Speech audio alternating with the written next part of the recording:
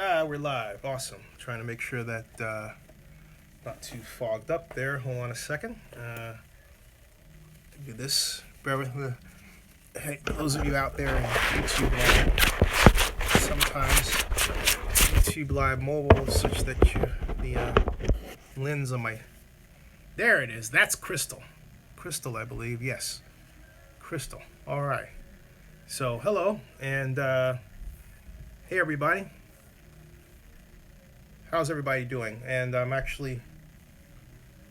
Oh, you the man, Rick Rice. Hey, everybody. How are you? Gonna plug this in real quick. I'm not going anywhere. Don't worry, I'm still here. I'm just plugging this in because, well, frankly speaking, because I forgot to plug it in while I was sitting down. So, and I'm back. Hey there. A lot of questions you have. Awesome. You got the alert. Yes. Awesome. Yeah, I'm glad because I'm glad. It's strange that it doesn't come through for, hey, how you doing? For Godfather Grizz. You know, I'm going to talk to him about ways around that. Hey, folks, first of all, I'm going to wait until people come on in and then we'll get fired up. I don't want to get too far ahead of the game. And, oh, we're already at 10, but, hey, Steve, how you doing? Hey, Steve, I was looking for you to get back to me about an additional training camp entry ticket. If that's not possible, let me know. If so, let me know. Mr. ML Scott, Money Lynch Scott, how are you? Great to have you. Haven't seen you all week long. Where have you been? Of course, I wasn't around yesterday.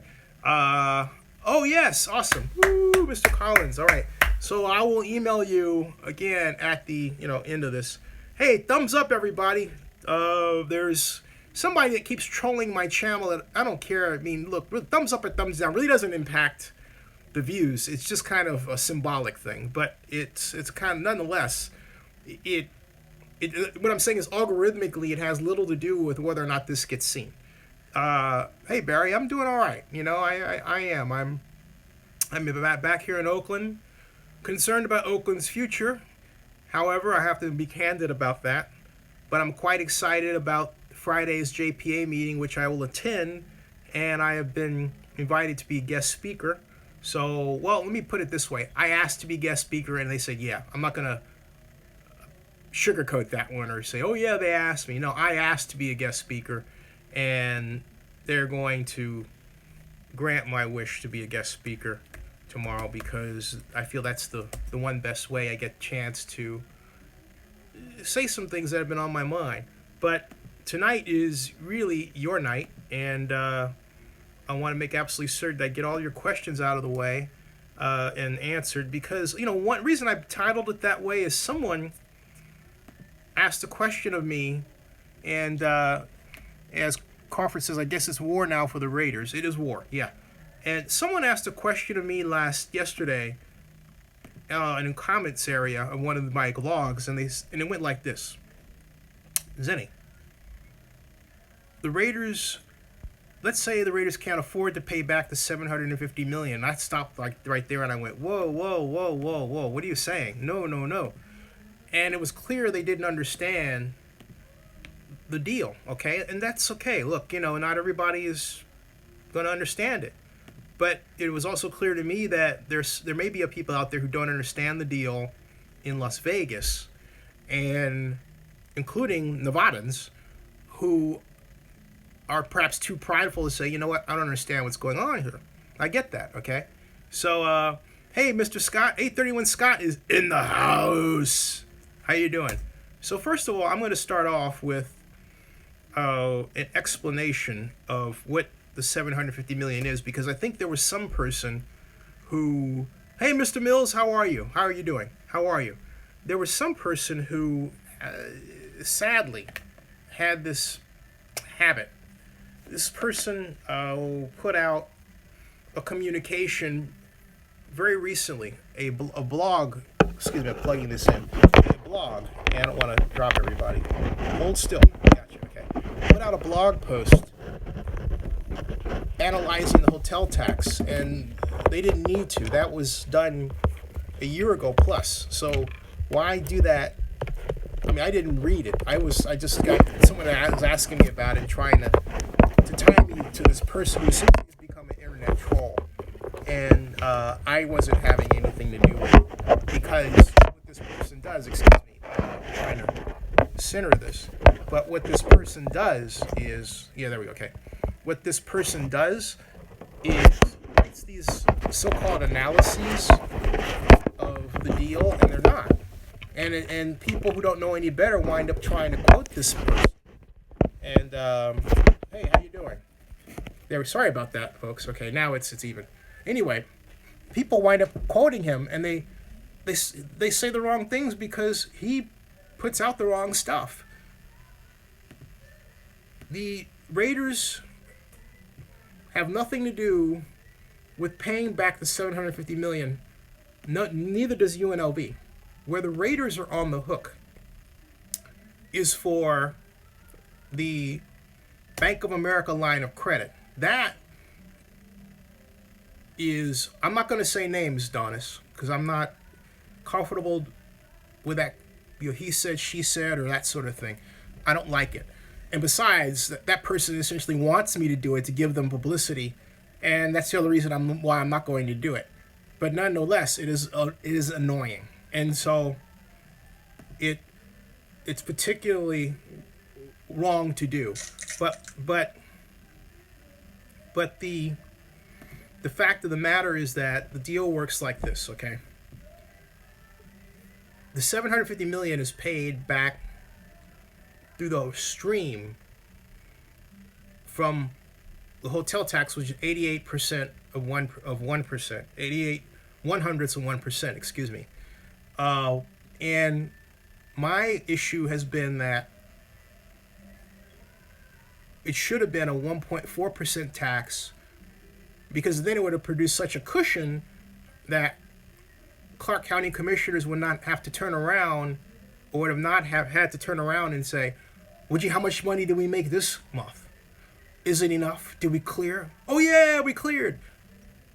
Okay, but they do that because they know what I know.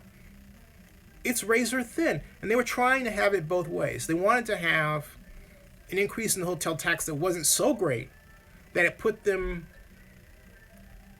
ahead of 4 other cities that they're currently behind in terms of the whole total hotel tax. That was the whole idea. But the bottom line is, you can't have your cake and eat it too. You have to sacrifice something in order to get a really well-financed deal. This one is still on the precipice. And I contend it just takes one good near recession. And hey, looking at the General Motors automobile numbers, we may very well be headed that way, to cause this to go south because of the tax rate. But that's not something the Raiders have to pay. Where the Raiders come in is with Bank of America. And even if Bank of America, if they sign the non-relocation agreement, which opens up the line of credit, the Raiders are on the hook to pay it off, and that's where it is. So they haven't yet signed it. I was told that they're going to sign it. I expect they're going to sign both, because if they don't, here's what happens. They don't get any money. No signing, no money. Okay? Hey, thank you, Paul. Thank you very much. Thank you. Folks, hey, if I can get $20 in investments tonight, that would be fantastic. Just saying. That would be fantastic. So it's, and that's just PayPal as well. But my point is that the magic mark for the deal has to be, excuse me, put this on mute. I'm trying to put this on mute. The magic mark for the deal has to be, and there it is. Should be muted. There it is. Okay, now it's muted. All right. Now, Joseph Jones says, so how does this non-relocation agreement affect the Forever Oakland movement? Do we pro-Oakland fans have to worry? No, it doesn't affect it at all. Where the non-relocation agreement comes into play is here. Okay, first of all, thank you, Mr. Blackman. First of all, it's very important to understand this, that if the Raiders don't sign, they can't get a line of credit from Bank of America. The Raiders probably thought they would be the first team in sports history to get a 30-year line of credit and yet not sign a non-relocation agreement. That has not been allowed. So the Raiders were between a rock and a hard place. The rock is not signing the non-relocation agreement and therefore not getting the money. The hard place is signing it and being stuck to its language. So you got to think that the Raiders have engineered for themselves some kind of out clause that would lock in if certain things happen. Now, what are those things? Well, I would have to believe that one of those things has to be the UNLV agreement not working out.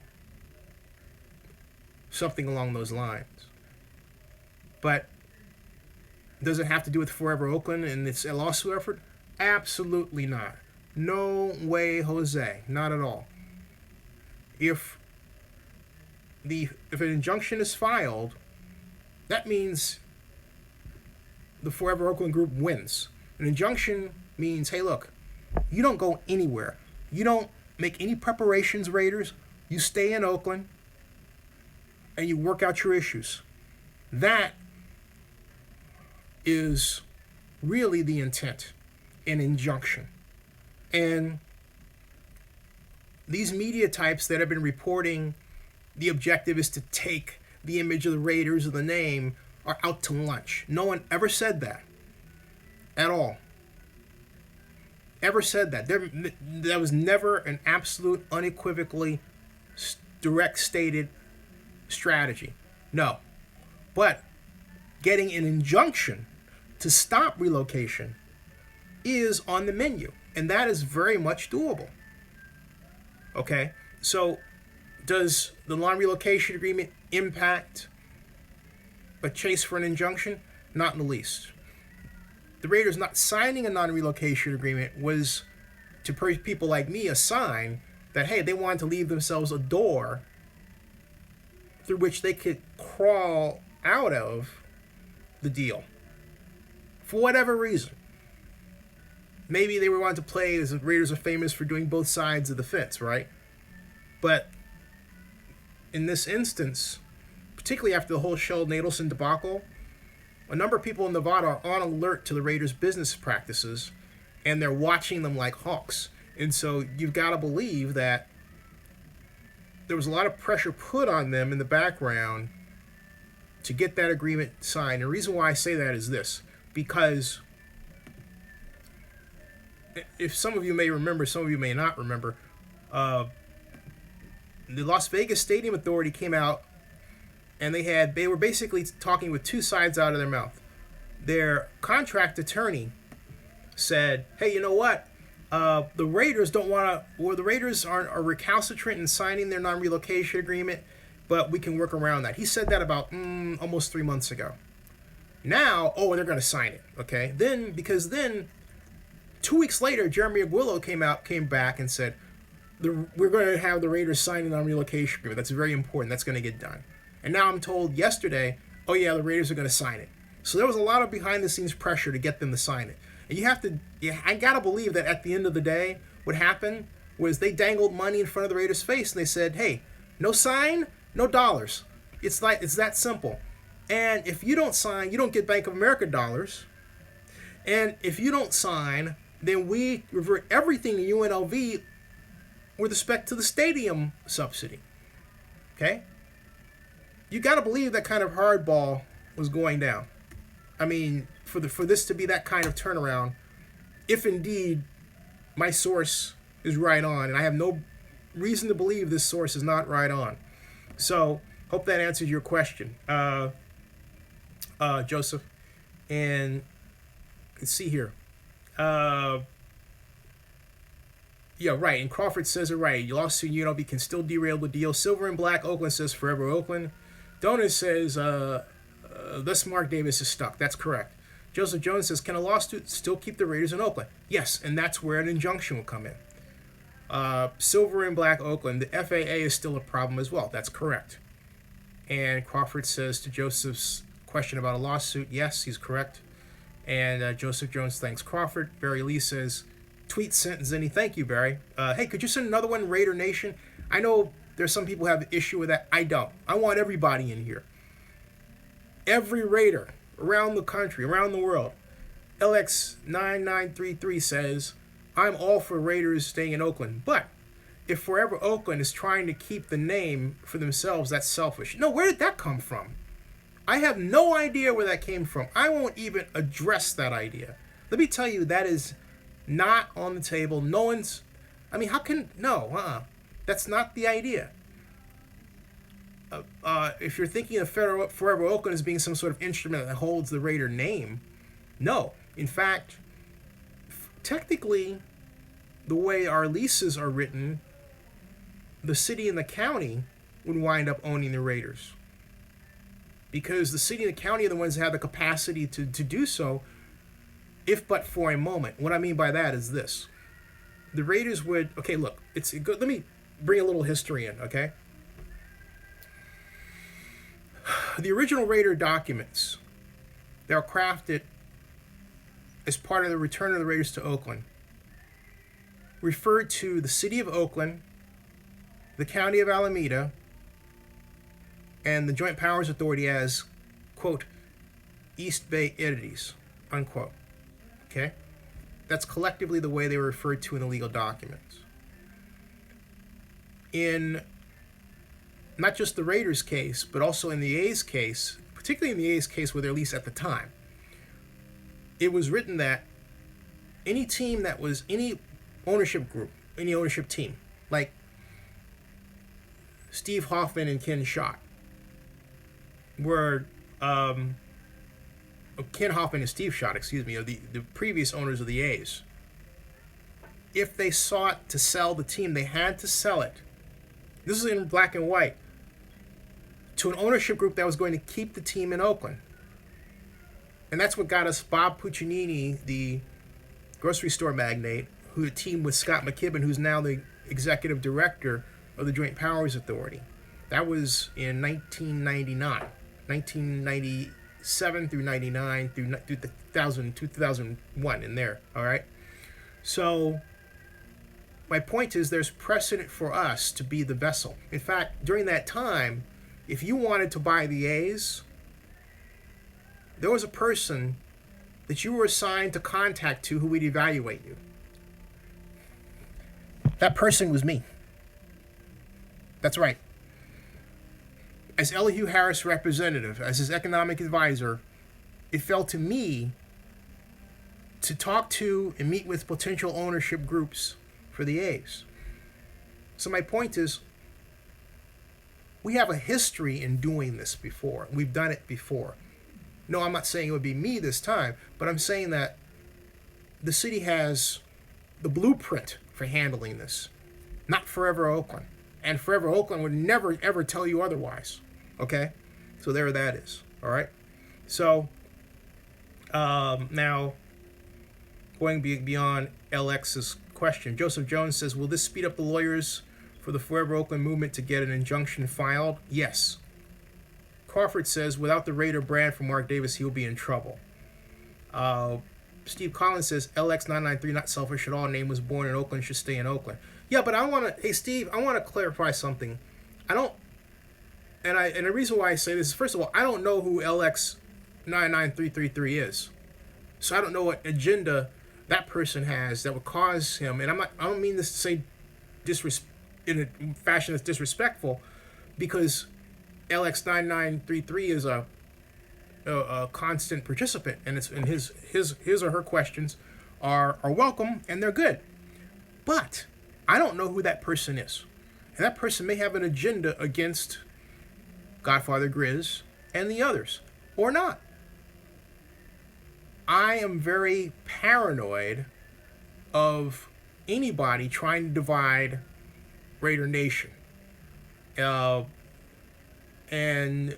what I'm saying is, I'm not saying I'm paranoid of the person, but I'm paranoid of the act. And in this instance, I'm saying that I have never heard any language from anybody associated with Forever Oakland or Save Oakland Sports or the Black Hole or any of the Raider organizations saying that they wanted to own the Raiders. It's all been a concept. Or excuse me, as John Gruden would say, a concept. You got your concept here. You got your high level. You got your middle level. And you got your low level, okay? It's a concept, man. A concept. You get it? It's a concept. Anyway, sorry. I was going a little off my Gruden imitation there. But that's how he would say it. It's a concept, all right? It's not that Forever Oakland is actually going to own the Raiders. So no, not at all. Not at all. So, LX, hey, Donald Richardson is in the house. My God. And Silver and Black Oak says the Oakland culture comes into play off that. Yeah. And hey, Go Warriors, how are you? And Crawford 371 says UNLV could sit on the laurels and wait it out until the deadline passes and they get everything. True. Patrick and Blackman, that's right, because there's no language that forces UNLV to a deal. There's nothing in Senate Bill 1 that says UNLV must do a deal with the Raiders. It's not there. So Patrick M. Blackman says, hey, Zinni, UNLV is known for college basketball, not football. I can understand the basketball team trying to make a move. I've heard that before, but that says nothing for ambition. I mean, I could take it a step further. Las Vegas itself isn't known for sports, but it wants to be a sports team. Las Vegas, way back in the 40s and the 50s, in the 30s, wasn't known as a big gambling town until Bugsy Siegel came in, and then they made it that. Las Vegas wasn't known as an adult resort town until the late 70s and the early 80s, when they basically copied the Disneyland model and used a lot of planning innovations that were created by Walt Disney and Walt Disney World, like the Utilidor, and made it into actual practice. There's a lot of things people have said Las Vegas isn't, that Las Vegas made itself to be. That's the magic of Las Vegas, and let's not forget that. I say that's with a deep, loving admiration for Las Vegas. I do not like this situation, but it does not take away my admiration for the culture from an entrepreneurial standpoint, okay? Never make the mistake of underestimating Las Vegas, ever. Because that's how we got here, all right? Now,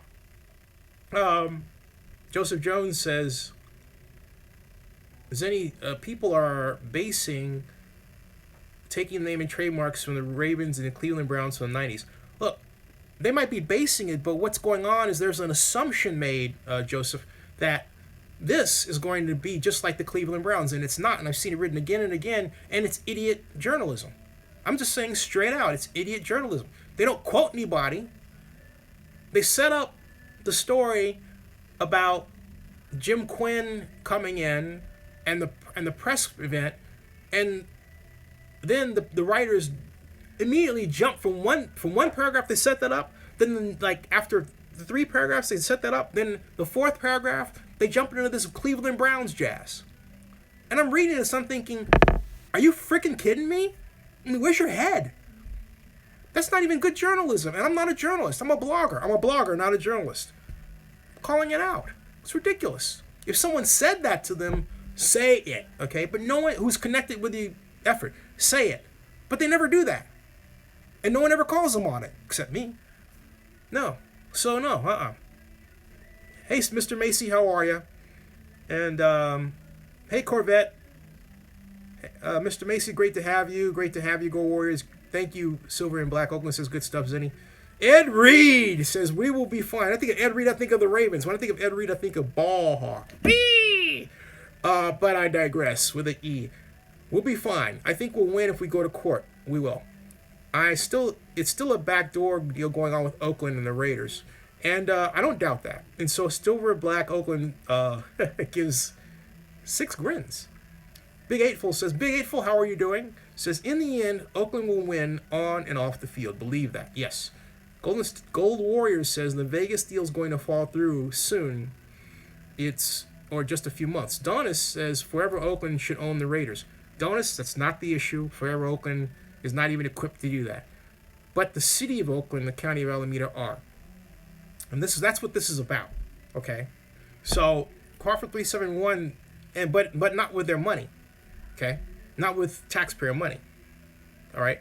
So Crawford 371 says the new politicians that are in Nevada are rooting for this to fall through soon. Yeah, I've noticed that. Patrick M. Blackman says, shock jock reporting, that is. Yes, Mr. Blackman, you've called it for what it is. And Silver and Black Oak says, I wish Mark Davis would have used the Zinni Stadium plan. Huh, me too. After all the work I did, thank you for that. I feel you disrespected Zinni by not using it. Oh, I think, no, let me clarify. The disrespect didn't come in not using it. The disrespect came in not sitting down with me to go over how I got to the numbers, let alone talk with Piper Jaffray, investment bankers. That's the point. I had said to Eric Goodman, hey, look, I told Roger Goodell that very day at the NFL Spring League meeting in San Francisco what Mark asked me to do, and Roger said, that's good, keep us posted, okay? So everyone was aware of what was going on. I made everyone aware. I called Mr. Davis, I called Mark Bidet, and I emailed them. They never got back to me and said, let's sit down. That was my issue. Hey, look, I've served as economic advisor to two mayors of Oakland, and I'm quite used, well, actually technically three if you count Libby. And especially in Libby's case, I'm quite used to people not taking my advice. Although in Libby's case, I feel I should have been hired as a consultant because she spent $100,000 on Mitchell Zeiss, and we got nothing out of him except that she wanted to have him hired because Jerry Kaiser liked him. And I'm sorry, Kaiser Marston writes crap studies when it comes to NFL stadiums. I said that publicly, and I meant it. I could hire a 15-year-old to do the work that Kaiser Marston does, and I could teach the 15-year-old what to put in, call it a day, collect $10,000, $20,000, $100,000. Is that good? Of course not. But that's what they do. All right. So now, and send this to them and tell them I said that. Okay. So Donut says, like the Packer. John Santos says, crossing fingers for FAA to stall this out. Octavia says, hey guys, how you doing? And John, I'm not crossing my fingers about the FAA. I just know that looking at there's an issue. I mean, just straight out there's an issue because of its proximity to the airport and the lack of the word I'm looking for is a prior. And that is, there's no prior evidence of something like this being approved to be built so close to the Las Vegas airport, let alone any other example in the United States. This is the closest. People would like to point to Inglewood, but Inglewood's 3 miles away. It's not basically the length of for those of you who've used model rockets, it's not the length of a model rocket firing away. Okay, I can fire an Estes model rocket from the airport and hit that stadium land over there at Russell Road and I-15. Big difference. Okay, so that's going to be the big story. And the FAA doesn't want to be seen as killing a development, but I don't think they want to be seen as putting air travelers in danger either. So this is going to be quite interesting when it comes out. If it comes out in favor, it wouldn't surprise me because they're going to ask for some adjustment to be done that's going to add to the cost of the project. You can bet on that. Now, what that adjustment's going to be, it could be anything from a reduced height request, which would mean that they would have to build further out and dig a hole, which would push the parking out of the way, which would result, theoretically, in a facility that had no parking on it. That could happen. They could say, hey, you know what? Could you reduce this by 25 feet? Get it down to 200 feet. And that could happen. Or they could say, hey, look, we're at 167. Can you get it to, 195? That could happen. Or they could say, okay, you can do this, but you can't have any lights or bells or whistles around it. You can't have any stuff going off like that, right? I doubt that. Where they would, and the reason why I say I doubt they would do it at that is because of Luxor. Luxor already has that light beaming. Where it comes in is in terms of how navigation and avionics are impacted. And that's the big issue. Remember, the FAA just approved the Inglewood one. I didn't check to see if there are any provisions. Inglewood's a long way away. But you have to remember, Inglewood is designed so that it's earth sheltered. It's actually below ground, right? And it's 3 miles away. So they anticipated what the FAA might say and gave themselves some room. The Raiders aren't in that situation where they've said, oh, you know what, we're going to build something that's lower than the height limit, and therefore we're going to dig out and build it down. That hasn't happened. You guys are, all right. Now, anyway, let's see here. Is that factual that new politicians in Vegas are looking to see the deal fail? I don't think it's entirely factual, Donald, but I do know that there's some politicians who are not exactly jazzed about the whole process. For example, Kristen Giuliani is one of them, although she's not a new politician. Jamal Miller says, hey, please help me understand it with it not being like Cleveland's situation so I can explain to others better. Well, it's very simple. No one has said they're going to use Cleveland. That's how it's not like this Cleveland situation. They could, but my point is that they haven't. And this has been set up as a straw person, so someone says, oh, they're going to use the Cleveland strategy and it's not going to work. No one said they're going to use that strategy. If you file an injunction, that's the whole point. If you file an injunction, get everything to stop. That's the first deal. That's not a Cleveland situation. There are a lot of issues. Here, let me put this an entirely other way, okay? Cleveland is one possible outcome, request, settlement. Give us the name, right? Another one is monetary.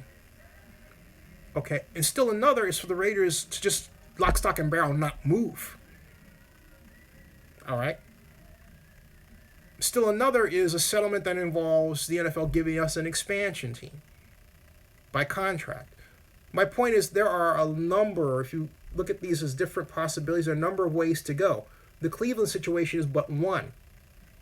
It's being presented to you as if it's the only possible one. It's the one they're going to use. And what I'm explaining is, and what you're going to tell others, is that is wrong. That is wrong. Now, Jamal Miller says, I got that. Okay. Hey, Rick Gray, how are you? And Octavio's, and then Ed Reed says, I think someone is going to make Davis an offer he can't refuse and keep the team where it belongs, Oakland. James McClendon says, hey, Zinster, Vegas is great for the purpose it serves, but however, Vegas is not Oakland, nor does it have the culture, the economic stability Oakland offers. True. Warrior says, I'll get back on Skype next week. Okay, and let's see here. We've got Donut says, will you be at JPA meeting? Yes, I will, and I will speak. T. Cooper says, I think UNLV will be the thing that breaks the deal down to the whole thing of the Raiders. 831 Scott says, I don't dislike Vegas either. I would love to see them get an NFL team, just not the Oakland Raiders. 831 Scott, I agree with you. 1,000%. Patrick M. Blackman says, I guess they think you sound good to be true. You mean who might that be? There's something in the thread I lost. But Henry Flores says, hello everyone. Hi Henry. Rick Gray says, has Larry Ellison been contacted? He's the one person who could get a stadium and buy the Raiders outright from Mark Davis. NFL and Roger Goodell want an NFL presence in Vegas seems over. Sucks. I will research that. I haven't heard that anybody has successfully contacted Larry Ellison. Calling is one thing. In fact, you just gave me an idea. You just gave me a great idea. Thank you very much. Goria says, hey, Henry Flores. Silver and Black says, Zinni, do you know if the land is good, could the stadium sink on it? I'm looking like that because I realized they did their analysis and they had the soil people out there, but I honestly don't know. I honestly don't know the answer to that question. I'm not going to say, yeah, and then assume things like some reporters do. I'll check. I don't know. I'll check. That's a good question. Rick Gray says, is there another site in Vegas that is a stadium could site? Yes, Cashman. North Las Vegas, where the mayor of Las Vegas wants it. Wouldn't that solve the FAA issue? Yes, it would. One with parking and all the bells and whistles. Why is the Russell Road so desired? Rick Gray, that is the question of the night, and it's a great one. And it's because the casino bosses along the Strip, particularly Shel Nadelson and Steve Wynn, see the Raiders Stadium as that device that can help pull in more tourists for all of their planned future developments, like, for example, Wynn's $1.84 billion white sand beach fake wave, which I don't say as a pejorative. I think it's a cool idea, lagoon type resort that he's working to build, okay? That's the idea. And they see the Raiders as a sort of a conduit, another, if you will, themed attraction in the adult Disneyland. That's the idea. That's the concept from their perspective. So, okay. That's the whole point. Now, you would say, wait a minute, they can have it in North Downtown and still get that. Well, they don't think so. They want it, remember, they look at the Strip as kind of an adult Disneyland, and so they want the Raiders here. There's I-15. They want them here with the bridge that connects the Raiders to the rest of the Strip and everything else, okay? That's the idea. They don't want it, here's the Strip, way up north over here, north of the stratosphere. Now, of course, it would attract more development up there, right? That isn't there right now. Here's something else, too. This is unincorporated Clark County. This is Las Vegas. You notice the mayor of Las Vegas has been silent? She has no jurisdiction over this. But Steve Sisolak does. And Steve Sisolak is basically the political boss of the Strip. Not, and I'm saying this with loving truth, not the mayor of Las Vegas. That is a very weird situation for a mayor to, not have a lot of juice. That's what you're looking at. She has some juice. She has the respect that a mayor is given, but not enough juice to say, I want this there, and everybody just drops it and says, okay, we're doing it. All right. She's not like Dick Daley in Chicago, okay? Or his dad, Richie. All right? That's not the situation here. So, we've got, all right. Doc Taylor says, any news on the lawsuit? Well, hasn't been filed. So there's technically no lawsuit yet. Okay. Go Warrior says, what is the city of Oakland saying about all this, like the mayor and the city council? They've been behind the scenes supportive, but there are people, like, for example, the county, some of the people in the county are of the belief that they can't win the lawsuit, while not even knowing what the structure of it is going to be. The overall problem is we have a region that doesn't believe in its ability to win against sports teams. We have a region that has, for all practical purposes, lost the will and the initiative to complete big projects. When I say a region, I don't mean the San Francisco side, I mean the Oakland side. The San Francisco side has one of the largest convention centers in the world. The San Francisco side is building an arena for the Warriors we have, because the San Francisco side doesn't have an arena. We, on the other hand, have a convention center that's 150,000 square feet. That's it. I've been in ballrooms around the country that are 3 times larger than that. That's a joke. And yet that's in Oakland. That's in Oakland. From a perspective of handling a Super Bowl, we don't have it. Could we build it? Yeah, but we don't think in terms of economic development like that. Should we? Of course we should.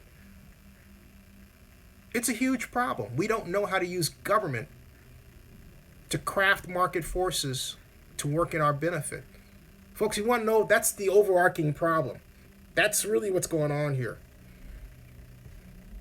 And it's not just, as one elected official told me, my observation that we've had one chief administrative officer every 1.77 years. It's a lack of collective will to win. That's the big problem. All right, so there you go, Warriors. Donald Richardson says, don't be mad, but the music in the background is distracting. I can't, that's the neighbor. I can't do anything about that. This is the flip side of not being in Georgia, okay? If I did it on the street, it'd probably been worse, right? But, it is what it is. The biggest issue, let's see here, what else is there? Let's see here. Do we know how much Mark has spent so far on the move? I would guess, when you think of what he's gotten, I would say he's probably spent $120 million. All told, most of it's not his money, or the Raiders' money. Most of it, I believe, is money he got from Sheldon Adelson. So, Rick Gray says, Crawford 371, Rick Gray, NFL looking at relocation fee money. Roger Goodell wants to keep them in Oakland, but other owners, except Stephen Ross, have other plans. Yeah, and I'm glad you mentioned that, Crawford. Patrick and Blackman says, when Davis hasn't contacted you. Oh, I see. Yeah, that I agree with you there. Karen Christensen, hey, how are you? Donut says, I might be there. Talking about the JPA meeting. Go Warrior says, hey, Karen. Donald Richardson says, hey, Karen. Patrick and Blackman says, after you did your spreadsheet and stadium project. Right. Well, not only that, after I met with Piper Jaffray, that was the big deal. You would think that, anybody would say, hey, you know what? This guy got Piper Jaffray. They're one of the largest and best investment bankers in the country. And they've done hundreds of stadium deals. But no, they didn't do that. Neither did the city. Or Libby. So, okay. And I gave them the information, all for free. No one turned around and said, oh, hey, Zinni, here's something for your work. No. Raider Oakland, I lived in, but they had no problem paying a guy $100,000 to do a lot less. Think about it. Raider Oakland says, I lived in Sacramento. Like North America, California has become a state where only the elite can live and thrive. The common man or modern-day peasant will never be able to buy a home. Right, but here's my point, Raider Oakland. How far can we go with this consistent jacking up of prices when you can't even have artists here and all the stuff that make up a culture where the people live here have to consistently fly to be someplace, to be where the wild things are, if you will, okay? Because that's what's happening. Okay, fine, you have this expensive area and everything. We've always been expensive, but never so expensive that we couldn't have the proper amenities, and that's what's going on here. I mean, I look at Atlanta, and I see a more well-rounded, more developed area that's quite literally taking our movie industry by the throat and pulling it in. I'm serious. Georgia, last year, had the distinction of being number one in movie production over California. Does California seem alarmed? No. Which is the biggest problem of all. And we've had that problem not just recently, for a long time. We're arrogant. We think, I'll give you an example of what I'm talking about. The superconducting super collider. What's that? It is a giant atom smasher. Like, I think 14 miles in diameter, something like that. Maybe a little less than that. Maybe 3 miles in diameter. Okay, 3. We, in California, have always believed that, especially since Berkeley was the birthplace, Berkeley is the birthplace of American theoretical physics under the direction of the late J. Robert Oppenheimer. And if you've never read In the Manner of J. Robert Oppenheimer, particularly you Go Warriors and those of you who are young, read it. That is my, not just request, that is my order. I want you to read In the Matter of J. Robert Oppenheimer. Steve Collins, you older folks, I hope you know what I'm talking about, okay? But my point is this. We, in California, are supposedly the center of American theoretical physics. The place where the superconducting super collider should be. But guess what? Because of that arrogance, we didn't fight for it. So do you know who beat us out in the presentation? Austin, Texas. And that happened, I believe, 20 years ago. And that's why the superconducting super collider is in Texas and not in California. We assume that people should want to come and be with us because, oh, we're so great. And we smell so great. You see what I'm getting at? And it's getting us into trouble more often. It really is. San Francisco's triumph wasn't really a triumph at all. It was just taking from Oakland. But it wasn't true economic development. Where you actually go and raid another state. What Nevada's doing is true economic development. They're raiding us. And we're not fighting much at all. Okay? That's why this meeting of the JPA is so important, because Godfather Grizz and Forever Oakland and Save Our Sports and all these raider groups, and they are together, are fighting as one. And they need to be backed. So, all right.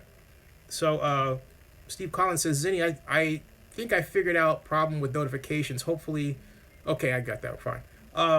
The Barber 1974 says, I'm a common man. I thrive. I bought. Okay, whatever. Octavio Arias says, the biggest issue in Vegas is parking and infrastructure because nobody has the money for it. Right. In fact, that's a great point, Octavio. That's a $1.1 billion problem alone that doesn't exist in Oakland.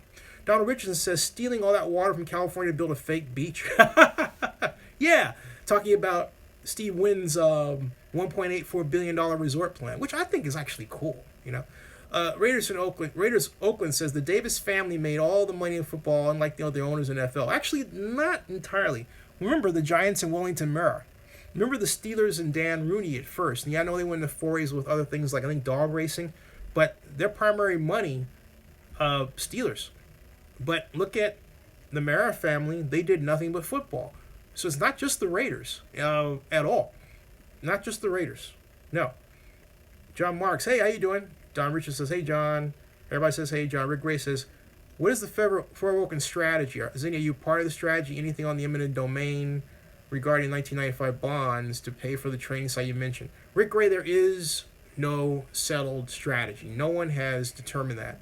And am I a part of that officially? No. That's where I'm at. And so the Forever Oakland strategy is still in formation, but look, the strategy can't be done until this whole issue with the JPA is settled, because the public entities are a key part of the strategy. And why I say that is this. They have to see themselves as party to the lawsuit, not spending money taxpayer-wise, just giving a blessing. That's all. An organization like Burford Capital is there to invest in a lawsuit. How much? Depends. 5 million, 15 million, 25 million. Depends on how they come out. But this is very much a financeable litigation, more so than anything I've seen. Now, Patrick M. Blackman says, where's the governor of Nevada on this?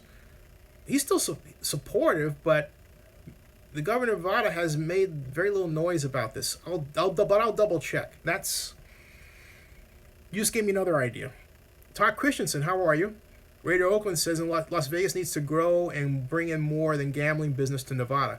Yeah, and that Faraday Future thing really fell flat on its face, didn't it? The Barber 1974, I agree, the best stadium, but that stadium should be in Oakland, yes. Rick Gray says, seems like the fight for Oakland will be with regards to 1995 bonds and eminent domain case. Yes, that's correct. We helped the Raiders build a private office and training site. Isn't that grounds for a case? Yes, it is. Let's see here. I skipped over some things accidentally. Let me come back to this. John Mark says, what's the deal with the Raiders signing up 2 non-relocation deals with Las Vegas? Well, technically, John, it works like this. The 2 deals, one is with the Las Vegas Stadium Authority. They haven't signed it officially yet. They're expected to. Okay. That is with respect to the $750 million bond issue that's being paid for by the 1% increase in the hotel tax. That's one non-relocation agreement. The other non-relocation agreement concerns Bank of America. So that's why you have 2 non-relocation agreements, okay? So that's the deal, all right? Now, Octavio Arias says, Oakland sees itself as only a low-income dormitory. Maniac 5900 says, so they're going to sign a non-relocation agreement? That's what I was told. They haven't done it yet, but I'm told that. Now, the next Stadium Authority meeting is August 17th. We'll get a better picture of where everything is by then, theoretically. Although I'm not waiting until then. That's why I made all these calls. I'm trying to get everything lined up and, who shot John here, who shot Jill there. That's what I'm trying to find out. So, Tim Baldenegro, and please, your investments keep my calls going. Keep this train running, man. Keep this train running. I'm gonna start a new refund me account, but particularly your PayPal's really help a great deal. So please, I say this unabashedly, invest. And now we've got. Do you think the non-relocation agreement? Oh, this is Tim Baldenegro says, why doesn't the media call out Mark Davis for all the lying he has done? Well, depends on who identify as media. Like, for example, I believe some of the guys like Tim. Thank you very much for the Emil Scott for the 20. Thank you very much. Thank you. Now, some of them have done that.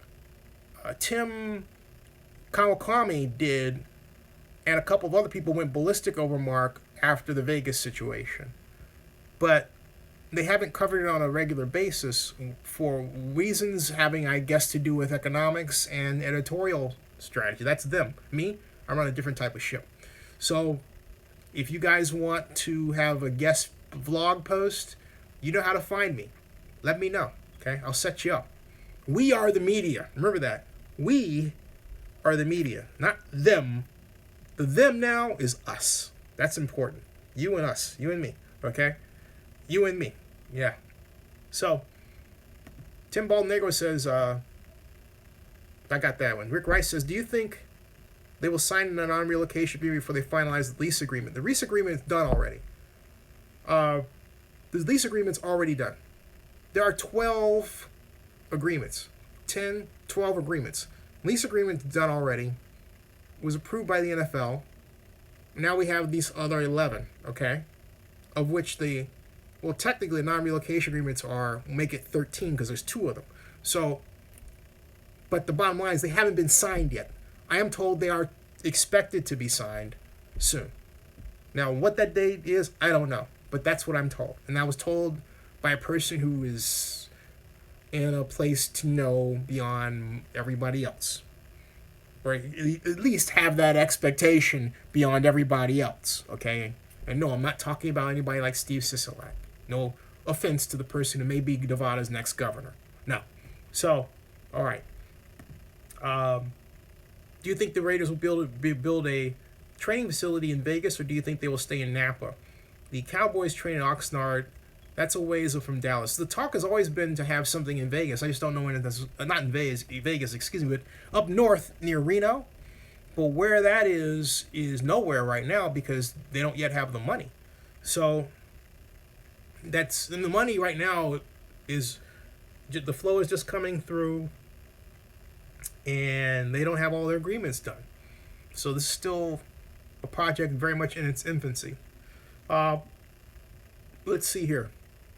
Crawford 371 says, John, 1 for the Stadium Authority and 1 for the Bank of America. Right. Talking about the non-relocation agreements.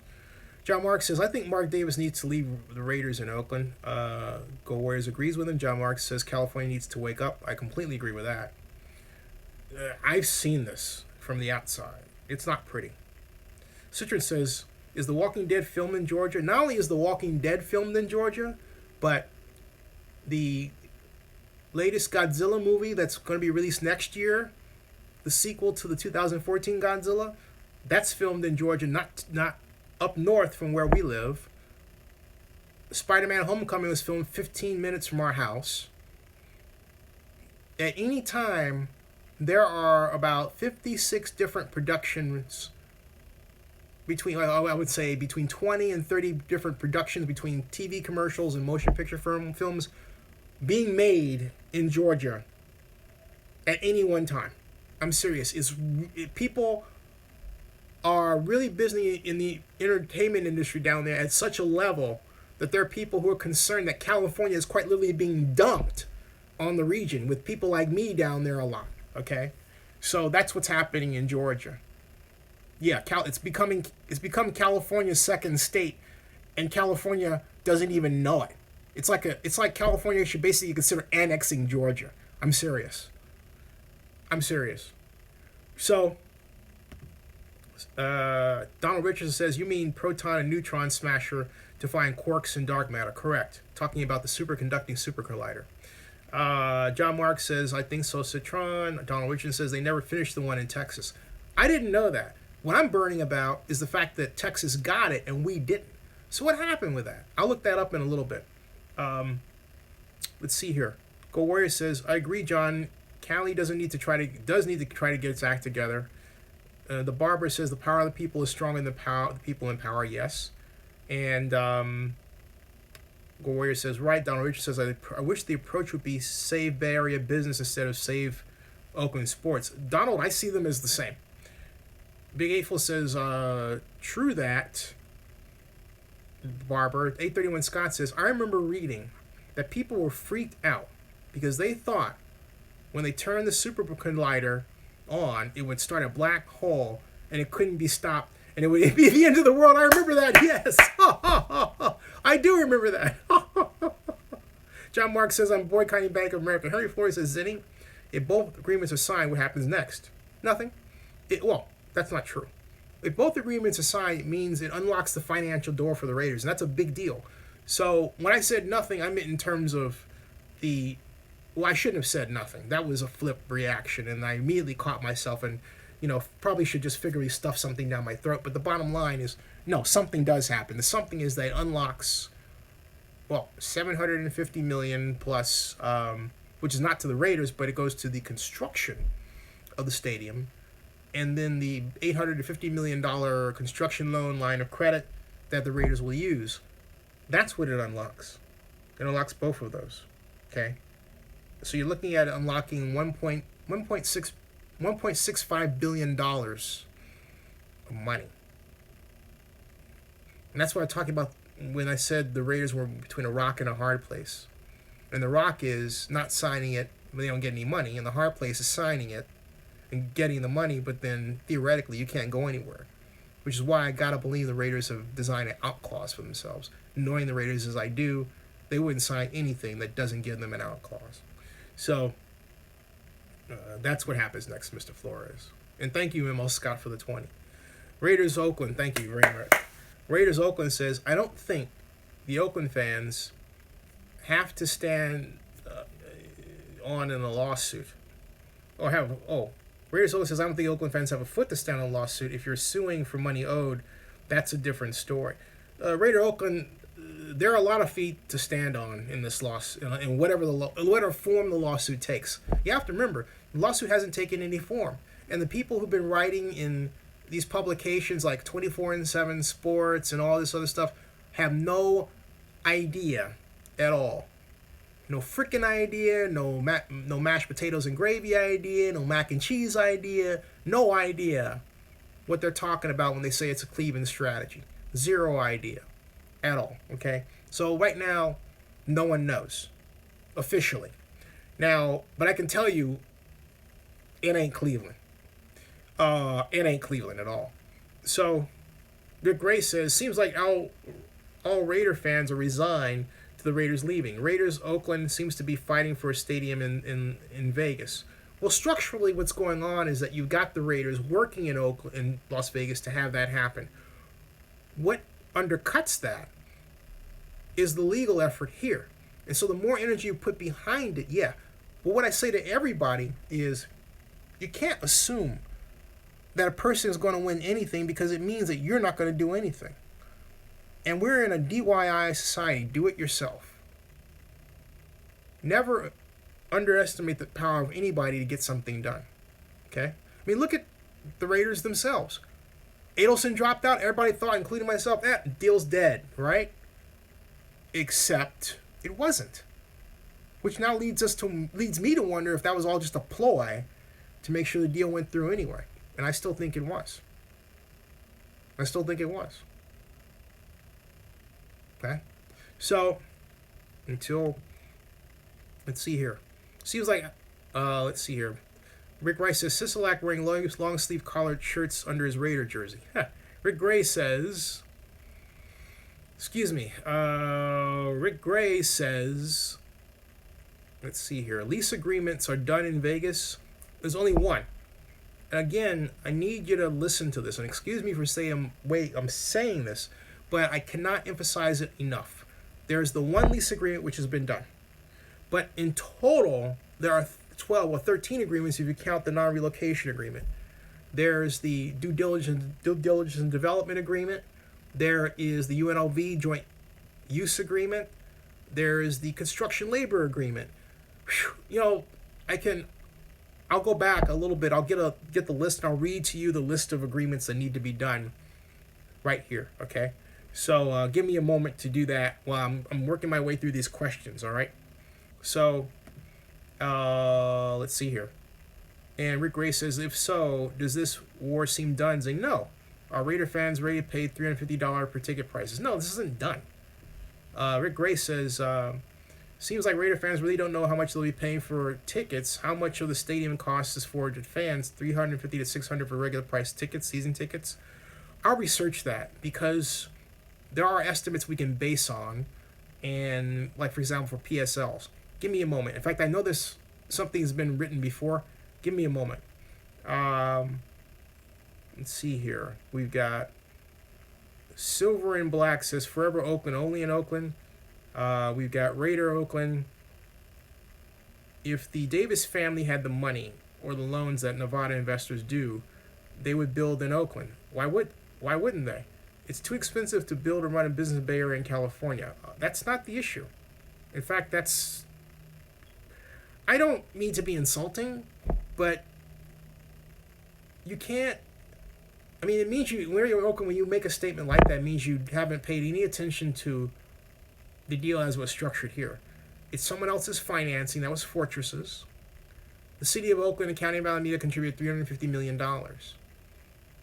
And the Davis family isn't one to spend its own money like that. They want to leverage. In both cases, Oakland and Las Vegas. So that's not the issue at all. So, let's see here. Joseph Jones says, Zinni, if the JPA joins the movement, do you think the city will too? Yes. Steve Collins, the late J.B. Hunt Investment Group owns it. Henry Flores says, what do you think is their out clause? Henry, I think their out clause has to do with currently the UNLV agreement and also any agreement that will cause the Raiders to build less than a standard stadium. Now, that can only happen upon the insistence of UNLV or any previously unforeseen increase in some item or some aspect of construction that causes an increase in construction costs so great that either the bond issue from the hotel tax is threatened in terms of its revenue stream, or the Raiders' revenue is threatened with respect to what it has to pay Bank of America. So, under those circumstances, you would have an automatic out clause. Now, as Bourdain had said to the stadium authorities a few months ago, the Raiders would then seek several remedies, which could include selling the team. Now, Rick Rice says, I thought, let's see here, I'm trying to get Rick Rice's, Rick Rice says, I thought they were fighting with UNLV on the lease agreement. Well, they're fighting, you have to remember the lease agreement is actually a number of documents, not just, there's the one main one, but we're talking about what's called the joint use agreement. The way the Senate bill was written, UNLV was actually supposed to be written into that lease agreement, but they carved out a piece and called it a sublease, and that's where we are right now. And so what the Raiders and the UNLV are trying to negotiate is called a joint use agreement. The barber says, I love mac and cheese. Crawford says, Raider Oakland. Mark Davis just wants out of Oakland. Karen Christian says, you should have past and present Raiders on as guests. Sure. And let's see here. The barber says, I think when the prices come out, a lot of these loyal fans will fall off. I agree. Octavia says, I just paid $440 for my tickets in Miami. Woo. Big Eightful says, off the subject. Okay, fine. I'm not going to deal with that right now. Although, well, that's not fair to I will. Off the subject, I'm watching a movie, Song of Freedom, starring Paul Robeson. Great football player, great singer, great actor, great man. And how about that CTE news? Wow. With, like, I think, 110 of 100 players having their marbles screwed up from collisions, most of them linemen. Like Tom Keating of the Raiders. Wow. The late Tom Keating. Wow. Will the JPA and the city add money to the movement? They're not really being asked to. They're not really being asked to. The whole point is to lend their support. That could leverage private money coming in. So, in fact, that's my expectation, at least. So, Rick Gray says, sorry to be so negative, Zinni. If one agreement or 16 agreements have been agreed on, and they haven't, the impossible financing isn't so impossible after all. No one ever said the financing was impossible. If the Raiders default on the loans, the NFL would take over. No, Bank of America, that's not how that works, Rick. So, no. First of all, there are 13 agreements. Only one has been signed on. My source has no idea what's going on with UNLV. Okay? None. UNLV is in a shambles right now. The construction labor agreement hasn't been signed. The development agreement hasn't been done. All these are in motion. I'm told they're going well, except my source has no idea how UNLV is going and has told me, hey, I just read in the paper the other day. When I heard my source say that, I thought, oh, gosh, he doesn't know anything. Either that or what he knows that's bad, he's not going to say. My source is deep into this, and so he's not going to be the one to give me bad news. That's the way this guy's brain is structured. He's a true professional that way. Everything that comes out of his mouth is measured. Smart guy, smart, okay? So, that's not happening. So anyway, Don Richards says, question as a tax-paying resident of Oakland, could I sue the NFL and the Raiders for not negotiating with the city in good faith on behalf of the city? Yes, you could. You could do that tomorrow. You yourself could file an injunction, Mr. Richardson. You could do that. Anybody watching this can file an injunction. You walk in there, you file it. You can do that. And I'll say it candidly. You want my assistance in terms of data, language? Happy to help. But you could do that. You could get a student group of lawyers to help you out. Serious. Call Bolt. Sports law, right? So, Golden State Raiders says training camp exclusive video. Jane, okay, whatever.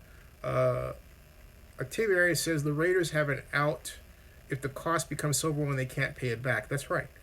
831 Scott says, Zinni, do you know if there have been any problems with the Golden Knights selling their PSLs and season tickets? That would raise some eyebrows when it comes to selling out a 65,000 seat NFL stadium. Well, let's there have been, in fact, we've gotten all the questions down. Hey, I got through all the questions that have been issued so far. Crawford says, will Ray Bobbitt speak on Friday? That's the newest question. Yes. And Don Rich says, watch me do it, Zinni. Call who? You can call me. Ruben Ortiz, how you doing? How are ya? Oh, how are ya? And, how are ya? And, let's see here. Now, let me go back. Rick Ray says, okay, Zinni, thank you for the info. My pleasure, and thank you for asking. Tough questions. Happy you did. Now, I'm going to go back to 831 Scott's question. I'm going to do a little type research here while I'm talking regarding the Golden Knights and PSLs. Las Vegas. Golden Knights. Knights. PSL sales. Okay. Vegas Golden Knights already have more ticket revenue. This is as of July 18th, 2017. And this comes from SB Nation. Vegas Golden Knights already have more ticket revenue than over 20 NHL teams. Bill Foley says not Vegas is number 5, 6, or 7 in terms of ticket revenue in the league. That's pretty good. Now, let's see here. We've got the Vegas Golden Knights are almost set to start their funky little experiment in the desert. Who wrote this? God, it makes it, reading that's nauseating. I just come on, just give me these facts. Forget all that funky little experiment in the desert. Who wrote this? See, now to me it's like a piece of garbage. All right, this is like Satchel Price. A dude with a name Satchel should not write crap like this. That is a legendary name, Satchel. Sully. Anyway, that's ridiculous. All right. Let me just get to the facts here. And he's quoting a report by Forbes. Good, I'll shift over to Forbes. I have to be stuck with reading this crap. My God. Can't believe that. You know what I mean? This is like, This is, man, oh man. Okay, Bill Foley this was written July 16th, 2017 by Mark Ewing, and talking about the newest franchise, and talking about how he knew nothing about how to do a ticket drive. Look, he says they sold all the suites. They held back 5 suites to bring in guests. All the opera boxes on the 3rd floor are nearly gone. Game day ticket sales are the most important thing in the NHL because everyone wants to see a game live. Wow. That's huge. That's huge. And see, I was concerned about that because the draft that they had, the expansion draft they had, was not well attended. It wasn't like at the United Center when they had the NBA draft in Chicago where the place was filled to the rafters. That's what I expected to see in Vegas, and yet I didn't see it. So Foley says we are number 5, 6, or 7 in terms of ticket revenue in the league. That's how good Las Vegas has been to us. He says Edmonton has more revenue in their brand new arena. The Rangers, Toronto, Chicago Blackhawks, they're all ahead of us. Montreal is right with us. We have more revenue than the Flyers, Penguins, the Boston Bruins. Most of our tickets are multi-year.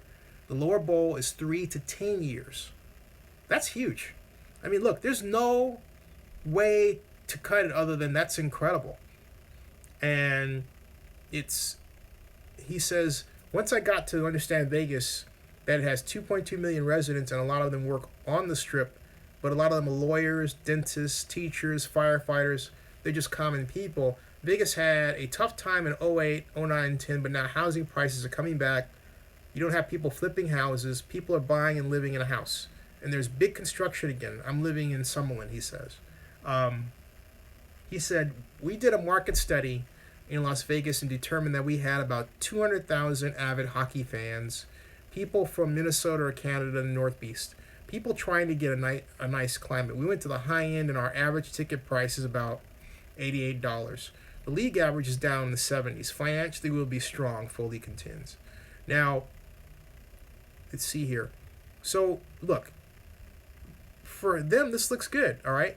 And he says as far as they got, okay, here's the other structure of the deal. He said, Foley did, that he's 15% owner of the stadium. It's privately financed. Got loan from Bank of America, sound familiar? 60% loan, 40% equity in the entire deal. In other words, 60% of the deal is loans. The rest is, equity financing. In other words, financing from the revenue that is generated by the stadium itself, that then goes to make flat payments, and or others that have, like sponsors that have contributed money, equity, to help pay for it. So, like for example, MGM, the major investor. There you go. So there's your 60% loan, and then your 40% equity, which is part your sponsors and investors. All right. His partners are MGM Mirage and AEG, which is N Such Entertainment Group, which built LA Live. AEG handles the suites. MGM manages the arena, and the Vegas Golden Knights are the tenant. And they are also minority owners. So he's 70% owner of the team. He calls it a benevolent dictatorship. He says he doesn't have a board of directors. He's the only member of the board. That's nice. His partners in team ownership are the Maloof brothers, who in 2013 owned the Sacramento Kings. Now, that's the situation that Mark Davis would love to have, except that he's got UNLV standing in the way. Okay? Not only that, he's got to deal with the Las Vegas Stadium Authority. These guys, they're in a smaller facility, and they don't have to answer to anybody but themselves as a group. That's sweet. So, that's sweet.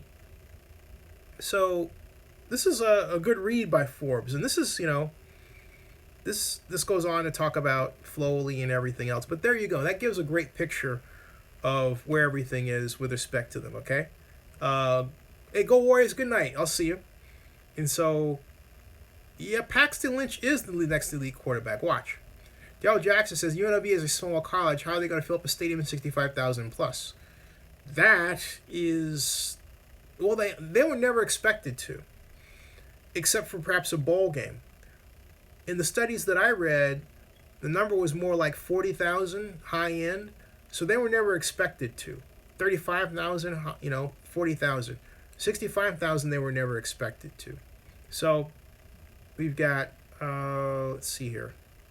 I will be streaming the meeting, Joseph Jones asked. I will be streaming the Joint Powers Authority meeting Friday. Yes. Silver and Black says, we have someone live streaming at the meeting. I'll stream it I'm also a speaker, so I'm going to need someone there to literally hold the phone while I speak, unless I maybe hold it myself or something. I'll figure out how to do that. But Big April says it's 50-40 the Raiders, 60-40 the Raiders stay in Oakland, or is it more 50-50? I still think it's 60-40 right now. Okay? Let's see here. Rick Rice, have you been to the soul food restaurant Marshawn just bought? Is it good? I love me some good soul food. Not yet. I haven't been too many places yet. Octavia says, hey, Rick Rice, what happened with Flacco coming in? Oh, okay. Mike Lowry. Mike, how are you? Mike says, is the relocation fee fully refundable, or is Davis just SOL if you can't get a deal done in Vegas? I'll ask. I don't know the answer to that question, but I know who to ask. I'll ask.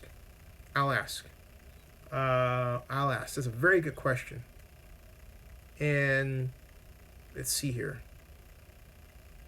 Mariota could be, you guys are talking about quarterbacks. Mike Lowry says, my Raider tickets cost $250 a game.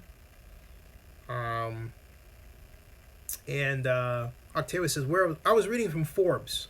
The article, I'll put a link up to the article right now. It was a good article. Hold on a second. Getting that right for you now. Where is it? Bo Foley and boom. There. All right. This is. Let's see here. I'm writing LV Golden LVGK. Oh, excuse me. That's PayPal. I didn't mean to do that. Sorry. Maybe subconsciously I did. There it is. Try that again. All right. Forbes. There's the link, okay? Let's see here. And we've got Rick Rice saying, hey, Zinster is the restaurant Marshawn Lynch just bought an elite soul food restaurant. I don't know. Harry Flores says, Zinni, I need some clarity. Is the Oakland Raider training camp closed to the general public? It's open to season ticket holders, as I understand it, and press, but you can go to the hotel, the Marriott there. Ruben Ortiz says, I'll be there at the JPA meeting too. Cool. Look forward to meeting you. Big Eiffel says, I'm gone, guys. Hey, Big Eiffel, great to see you. And Octavia says, 55 watching. Good day, Zinni. It is a great day. Yes. And Don Richardson says, what time is the JPA meeting? 8:30 in the morning. And Ruben Ortiz says 8:30 in the a.m. Yes. Rick Gray says, how much of a damage lawsuit would entice the NFL to give Oakland an expansion team? $5 billion?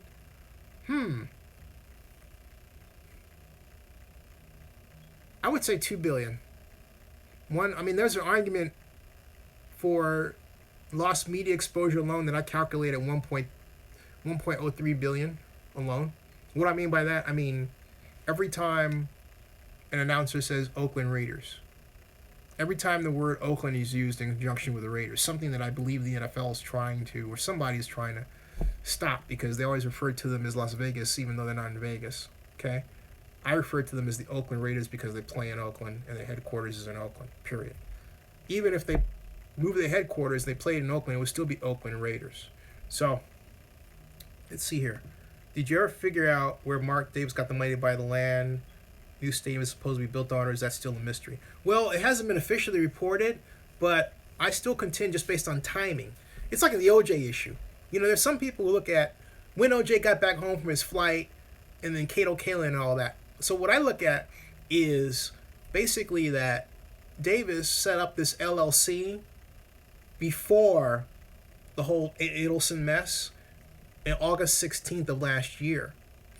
And I believe that Adelson poured his money into that LLC, or at least maybe $200 million of it, so the Raiders could use to buy land.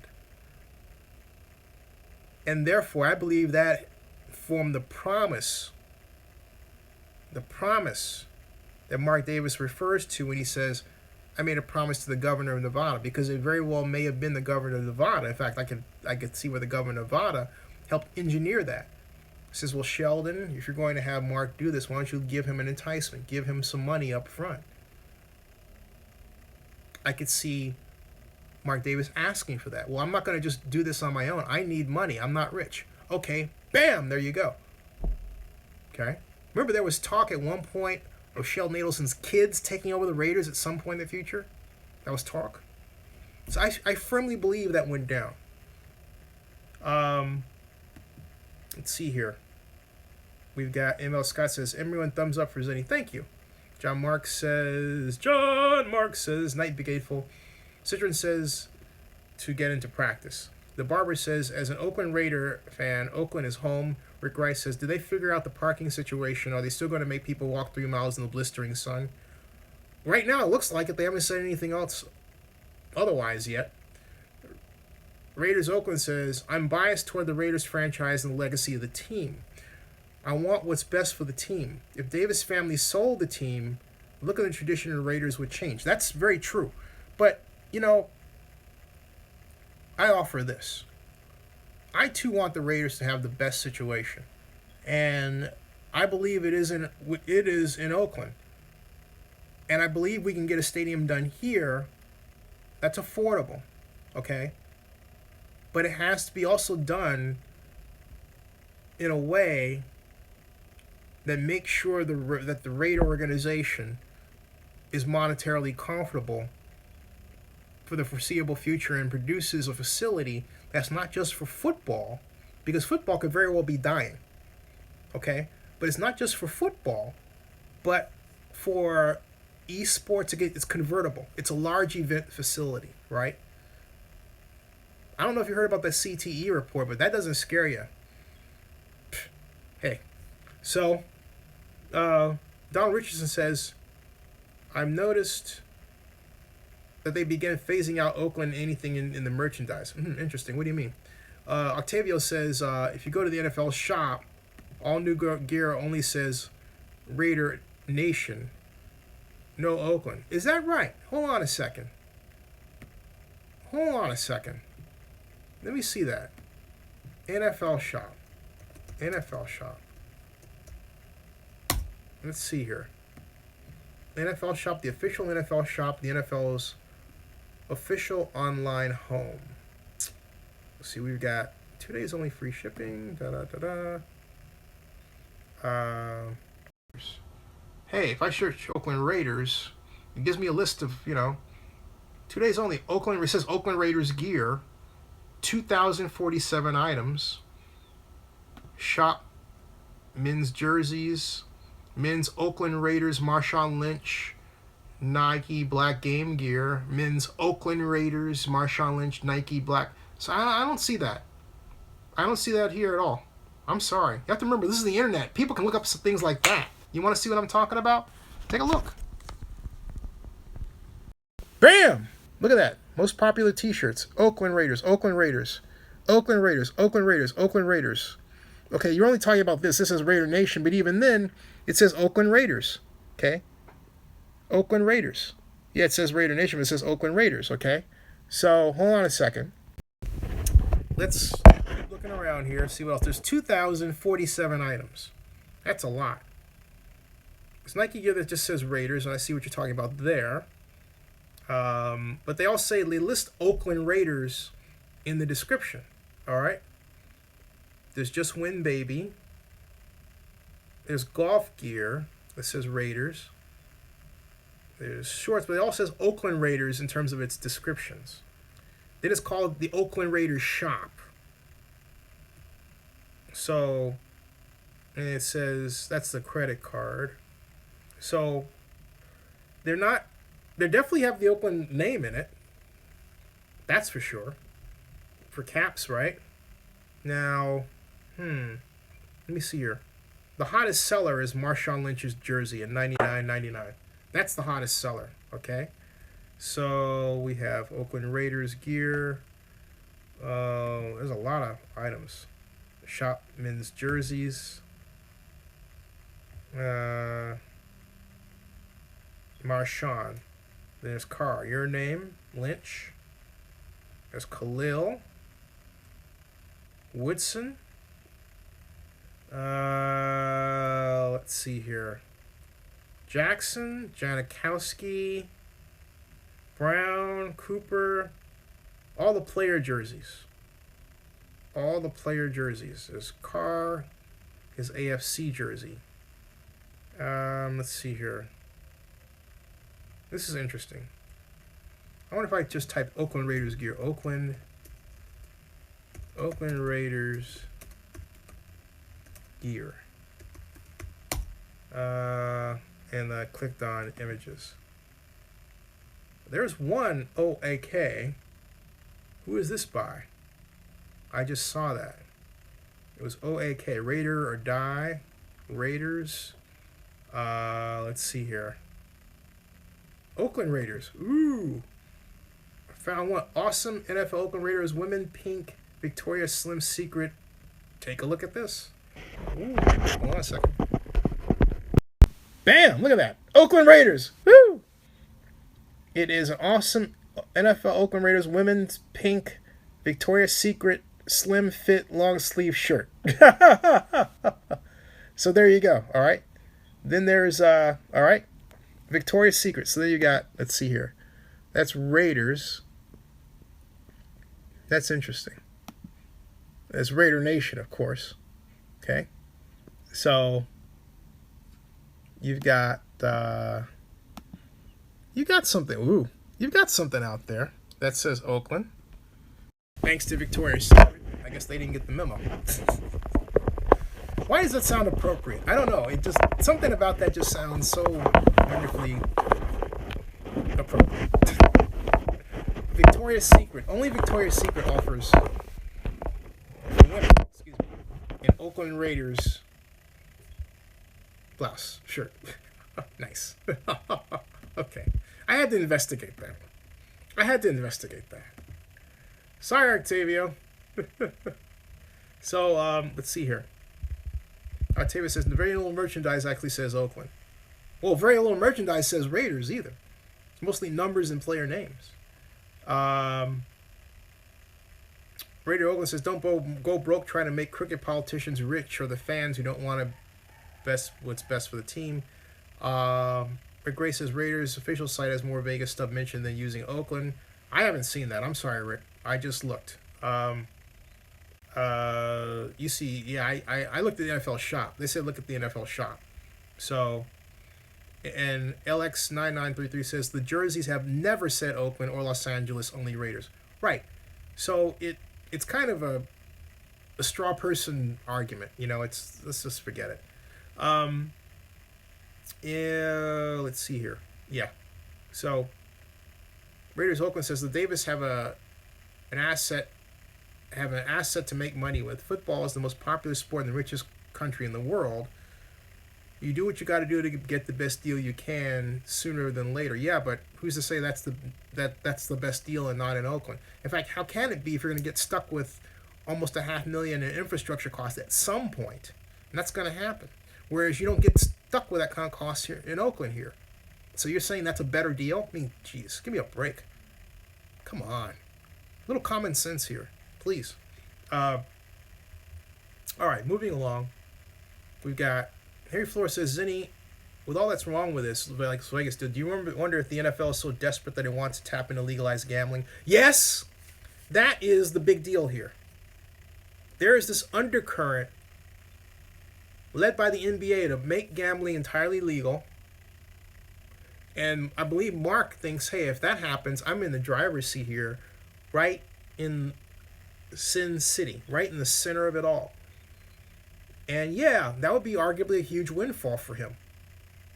Now, does that mean it doesn't come with negatives? It comes with an enormous amount of negatives. Okay? Does that mean it doesn't come with some religious issues? In terms of I'm just going to say it straight out. Raider games are going to be a haven for prostitution. All right? They are. And that's not a good look. And then you're going to have such things as people saying, well, gee, are the cheerleaders involved in this and everything? You know how people talk. And with that kind of money going around, that could happen. So there's a lot of negatives here that when I think about it, I thought, oh, really? And then you got marijuana being legalized, right? Which is a good thing because you stop these petty thefts and everything. But between marijuana, alcohol, and some people that may go to the games and get drunk and high, there's another problem with potential violence. So am I talking about the worst possible scenarios? Yeah, I am. I'm aware of that. But look, show me another, show me another instance where we've had, and I was thinking of Niners games last year because, marijuana was legal for that long, right? Maybe I'm being a bit too, was it Debbie Darling or what is it, trashing or whatever, something like that? I'm only pointing out what could go wrong in the Vegas context. That's all. On the other hand, for the Davis family, what could go right is it would make them, over a very short period of time, outright billionaires. That's without question. So, that's without question. So, let's see here. Barbara says, this is funny, he says, if pissing off your fan base is your business model, that's a business I want nothing to do with. Ruben Ortiz says, wow, that's extremely true, Zinni. I didn't think of that. I agree with Barbara. And Donald Richardson says, email me. Okay, I'll email you. Got it. Okay. And hey, I ask those around, please invest via PayPal. Even if it's, you know what? There. Let's see here. Whoops. Got that one. Let's see here. PayPal me. Or better yet, yeah. Or, right.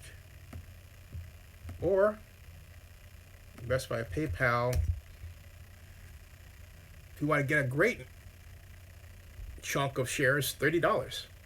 So, Octavio Arias says, I still have a t-shirt that says, Oakland Raiders, the good, the bad, the original. I like that. Karen said, Christian asks, why is fantasy football legal if NFL doesn't allow gambling? Because it's considered a game of skill. I'm not sugarcoating this. Fantasy football is considered a game of skill and not a game of chance. There you go.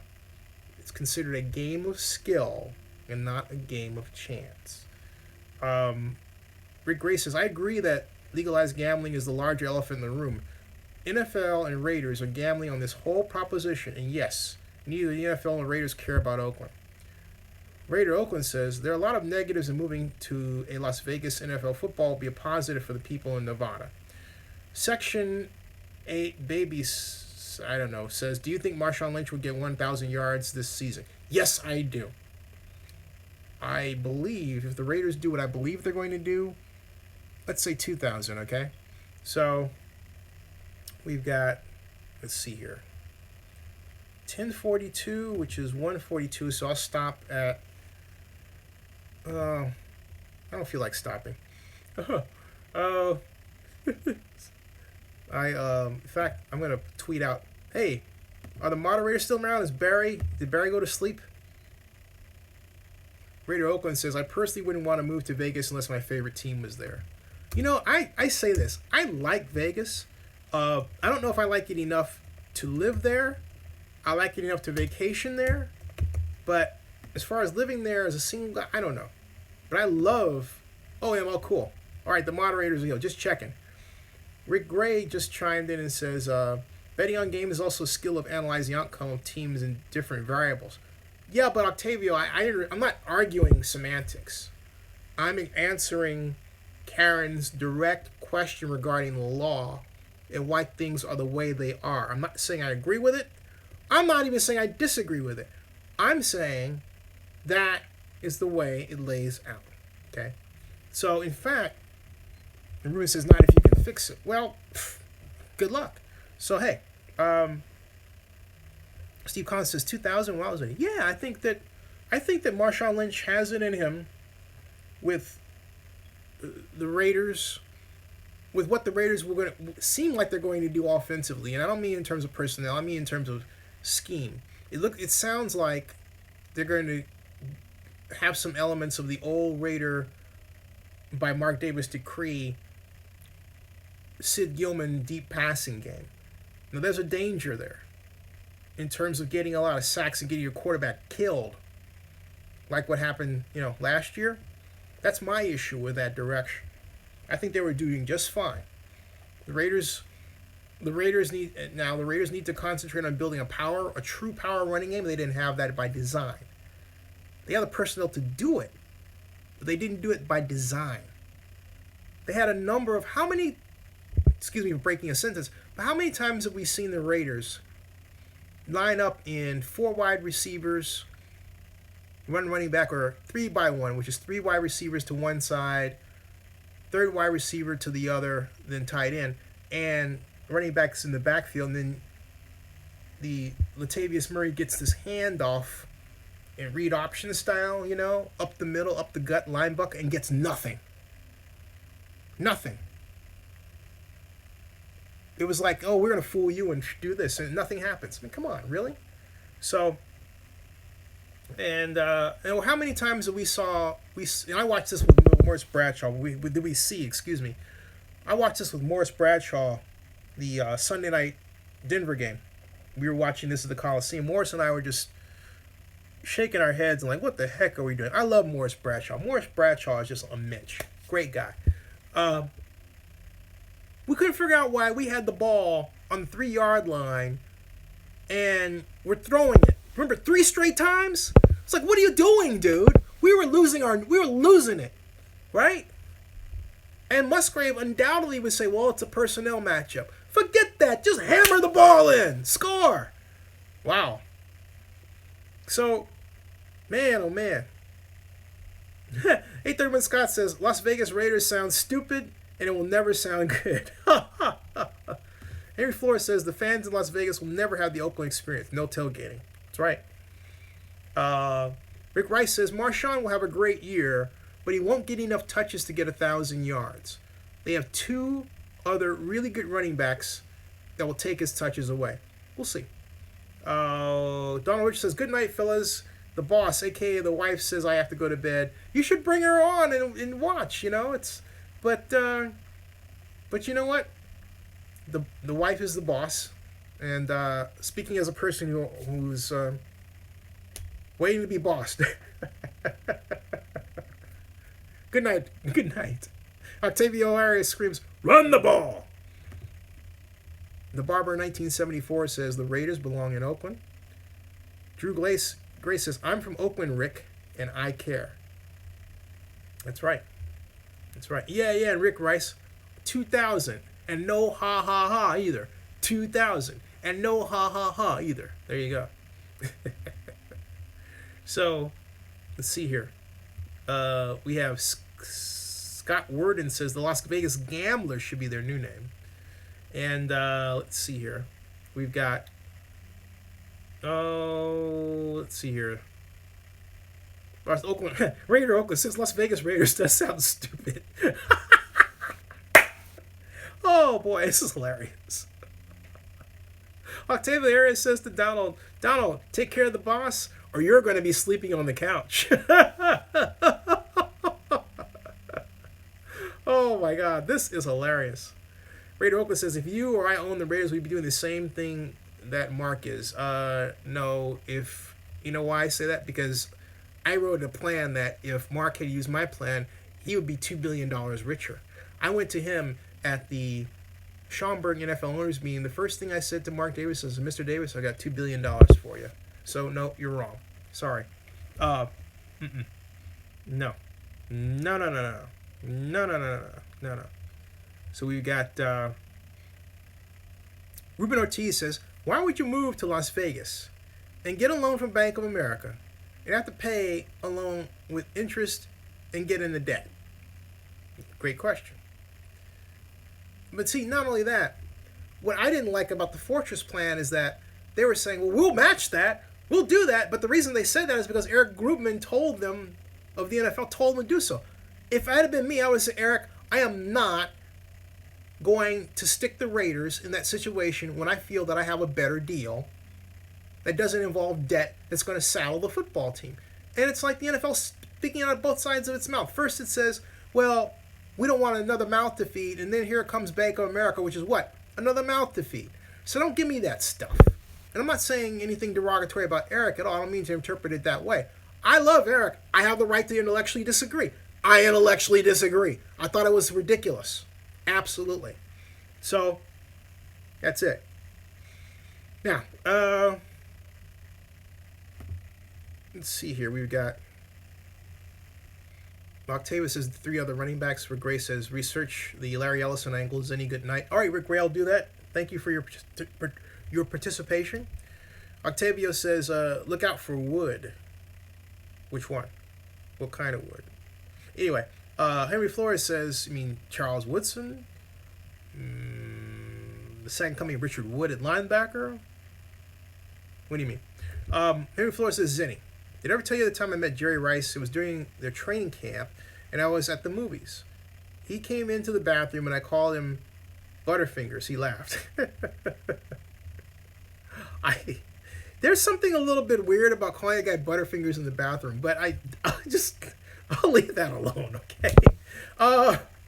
Scott Word says, when teams move, they should change name. Raider Oakland says, Zinni, what are the financial differences between building in Oakland as $1 billion more in Las Vegas because of the freeway situation and the transportation situation? Yeah. And so that's why you keep talking about it's cheaper to be anywhere than California, and no. Look, it costs $1 billion more in Vegas. You're thinking about it the wrong way. Raider Oakland. Okay, here's why. When you build a stadium, you have to ask a central question. Can the roads around the stadium sustain the traffic that it's going to produce? And that's why you do studies. The studies tell you basically yes or no. And then they say in detail where there's a no, how the no can be turned into a yes, which always costs money for expansion. Las Vegas has that problem according to NDOT. The Nevada Department of Transportation, in their study that was released last October 10th, but it really didn't see the light of day until the 14th of October, that cost comes to $900 million, almost $1 billion. Almost $1 billion. Now, that doesn't include the latest transportation study that was done by the Kimmy organization. Kimmy is too lame, Kimmy Ross or whatever, that outlines the improvements all the streets have to undergo on top of what NDOT added. So now you're over $1 billion, okay? And then Nevada Senate Bill 1 says that the developer, the Raiders, doesn't say the Raiders' name, but the developer has to pay, quote, an adequate cost, which leaves that dollar amount open to negotiation, which I contend will fall into, when all is said and done for the Raiders and as developer, the range of $450 million, unless they can do some real fast talking. And right now, I don't see where that's coming from. Not especially in this upcoming political climate. We're getting perilously close to 2018, folks. The political season is rapidly coming upon us. So now, there are the differences. Drew Glace, okay, here. Something about group. Oh. Let's see here. We've got this. All right. Let's see here. Crawford asked, does Eric Grubman tactics have a role in a potential case against the relocation? Yes. Big time. Ruben Ortiz says, the fact that you have to get a loan as an NFL owner and have to use public money is a sign that maybe you shouldn't be an NFL owner. Or the sign that he's just good at leveraging money. I mean, considering how well Mark Davis has restructured the Raiders on the field, I am not prepared to call him a bad owner. Because I've said it before, and I'll say it again. You have to take the good, in terms of on-field performance, with the bad, and that's this Vegas thing. Has Mark Davis insulted the fan base? Unquestionably. Has he done things that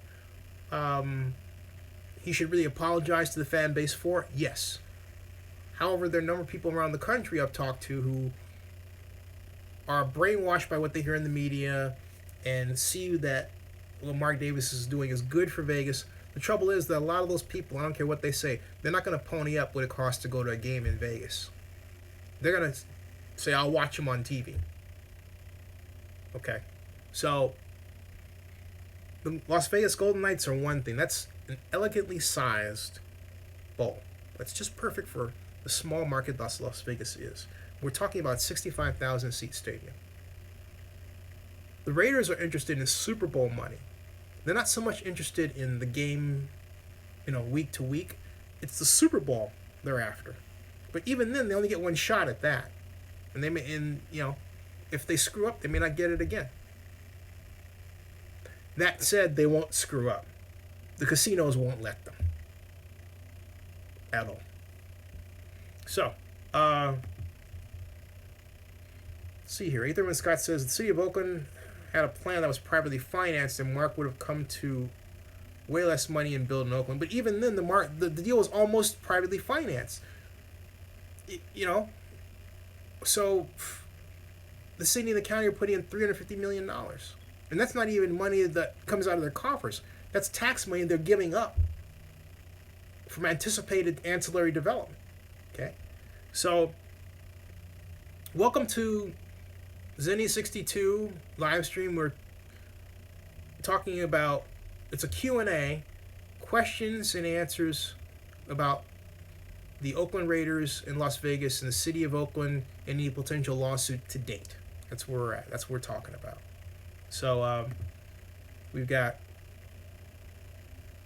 Ruben Ortiz says, look at the Dolphins owner. They paid $500 million out of pocket for the stadium. Yeah, that's right. Scott Worden says LA Clippers, LA Chargers are from San Diego. And Drew Clay says Ruben Ortiz, yeah, but don't act like he built a stadium with $500 million. And Octavia says they'll put them on special teams to keep all four. Harry Flores says, Zinni, let's suspend disbelief and say the Raiders move to Vegas. What will happen? Give a timeline on how it will fail. Okay. Recession. Look, you have what? General Motors didn't sell 150,000 cars. The slashing prices. When that happens to automobiles, that's your first sign that the economy is about to head the wrong direction. I certainly hope not, because I'm trying to stay afloat myself here. But that's the first sign, and that happened. That was announced today. That's your first sign, and that affects tourism. So we've got. Well, there you go. That's that. The other one is this. Raiders moved to Vegas. They anticipate 45% of their fan base is tourists, people coming to the games, right? Okay, so the reality hits. A tourist, what does a tourist mean? A person comes to your city and stays in your hotels, right? Well, you're looking at whatever website it is you look at to find hotel rooms, and because this is a huge event, 65,000 anticipated. Bigger, almost bigger than many conventions, right? On a weekly basis. During the fall, what does that mean? With everything else that's going around Vegas, it means jacked up hotel prices. By how much? Well, I could see a hotel room that normally costs $30 going for $200 by that much, which means a hotel room normally going for $300 goes for $600, right? Which means a hotel that you would pay normally for $140 goes to $300. That's on top of everything else. That's bad. That's for that weekend. So they see that, and you know what it does? It curtails, it chokes off the people from coming, which translates into a stadium with empty sections, which will happen by my anticipation the second half of the first season, going into the second season, and then it'll go from 90% for the first 5 games, then 80%, and then the next year it'll fall to like 60%, and it'll settle at about 55% capacity. A good look? Of course not. Not at all. But once it settles to that and people stop coming, the hotel prices will fall accordingly. Okay? But by then it'll be too late, because the perceptive damage will have been done. Okay? So there's your model. That's the model that I built, that I've created for you. Now, where will that change? Raiders get into the playoffs. Then it becomes a party. Super Bowl, different story. Okay? Because it's the Super Bowl. In Vegas, it would be more than the Raiders then. It would be the excitement of the Super Bowl being in Las Vegas for the first time, and among other things, every lady of the evening coming from all around the world to be there. Oh boy.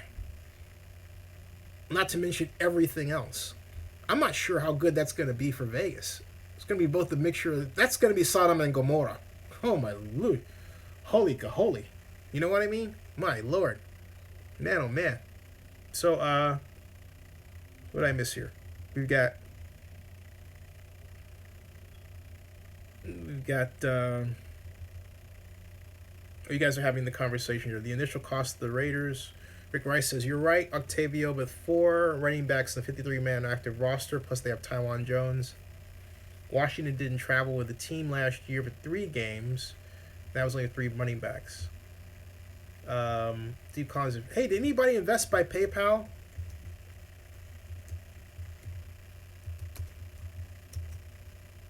Anyone? I'm really toying with the idea with going with an all-pay format. Maybe just a little bit, because I could really use the assistance there. I'm just being honest, okay? That would be fantastic. Just like I said, $2 from each of you would be great, you know? Yeah, actually would be. Yeah, it would be, yeah. So, Drew Collins, now, getting back to reading what you said, Crawford says, file an injunction, Super Bowl in Vegas may not happen. That's correct. Taiwan is done? Wow. Taiwan, Drew Glaze says Taiwan is a specialist. Hood would be on the practice squad. Steve Collins says if Raiders start going 4-12 in Vegas, it would be a disaster. Oh, that would be awful. Yeah, that's the scenario you don't want. The Raiders losing in a new stadium with exorbitant costs is the worst mix you could have. It just is. And Steve Collins says the bottom line is it just sickens me that the Raiders might be moving again. Prices are going to be put out 90% of our diehard fans. Oh, which reminds me. Let's see here. Okay. Let me check on something here because that gets on. Oh, Raider Oakland says when an NFL franchise does business and plays in your city, who benefits from that? The people, the city, and the team should all be on the hook financially. Rick Rice says, I think they wasted a draft pick on Hood. Need defense, not a fifth running back. Yeah, I agree with you there. But Altavia says Patterson, Carey, and Richards will be the returners. Let me check something regarding the whole PSL issue. Hold on a second. Let's see here. Invest 2. Cool. All right. So hold on a second. Oops, that says PayPal 30. Sorry about that. There we go. Okay. Now, Hood. Yeah, I agree. Hood was. Didn't we draft a running back the previous year? Yeah, we did. Gosh. Anyway, let me see something here. SNTIC, Raiders, PSL costs. Okay. Stadium proposal. Net pre-SL proceeds. All right. Let's review a proposal. What I'm looking at here is an overview of the original baseline model for the Raiders.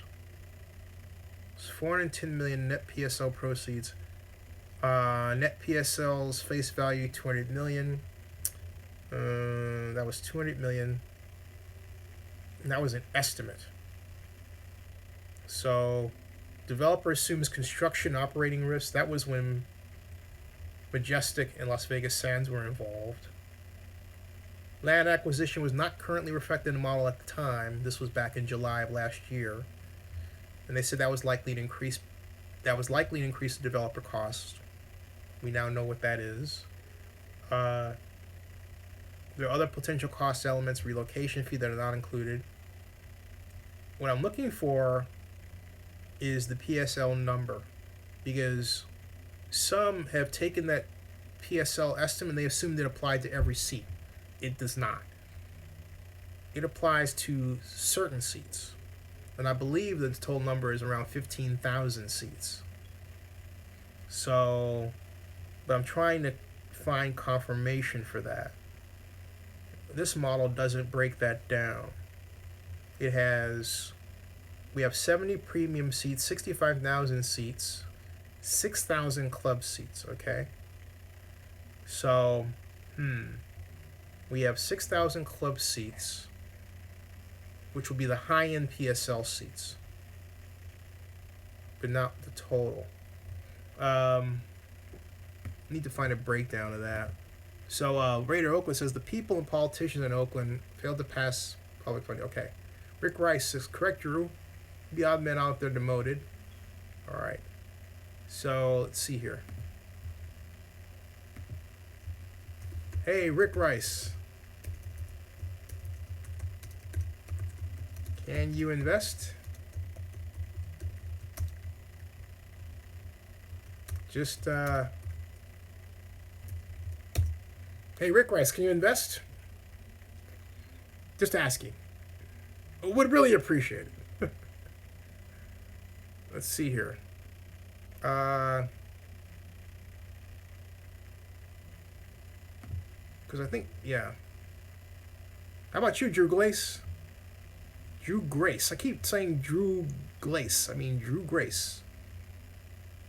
Drew Grace? Can you invest?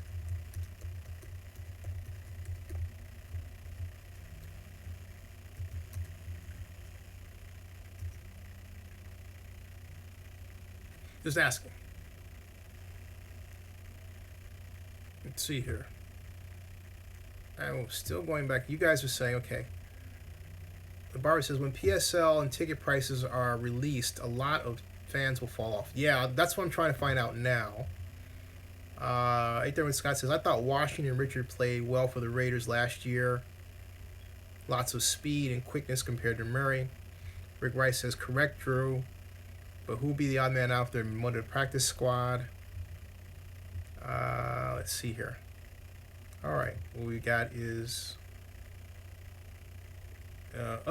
Drew Glaze says, I would invest, but I have no money. ATM paid for UFC 2014 tickets. Not even $2? $2. That's all I'm saying. A cup of cheap coffee. $2. $2.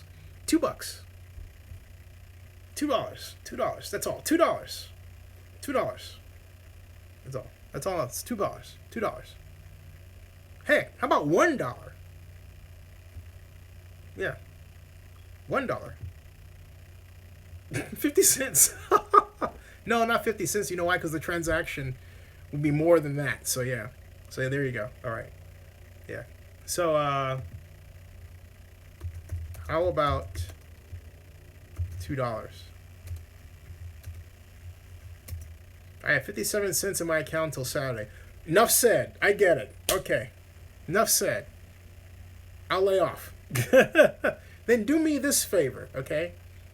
Take the link right here. This is the man's alternative. Take the link right here and post it in your Facebook page. Do that. Yeah. That would help a lot. Yeah.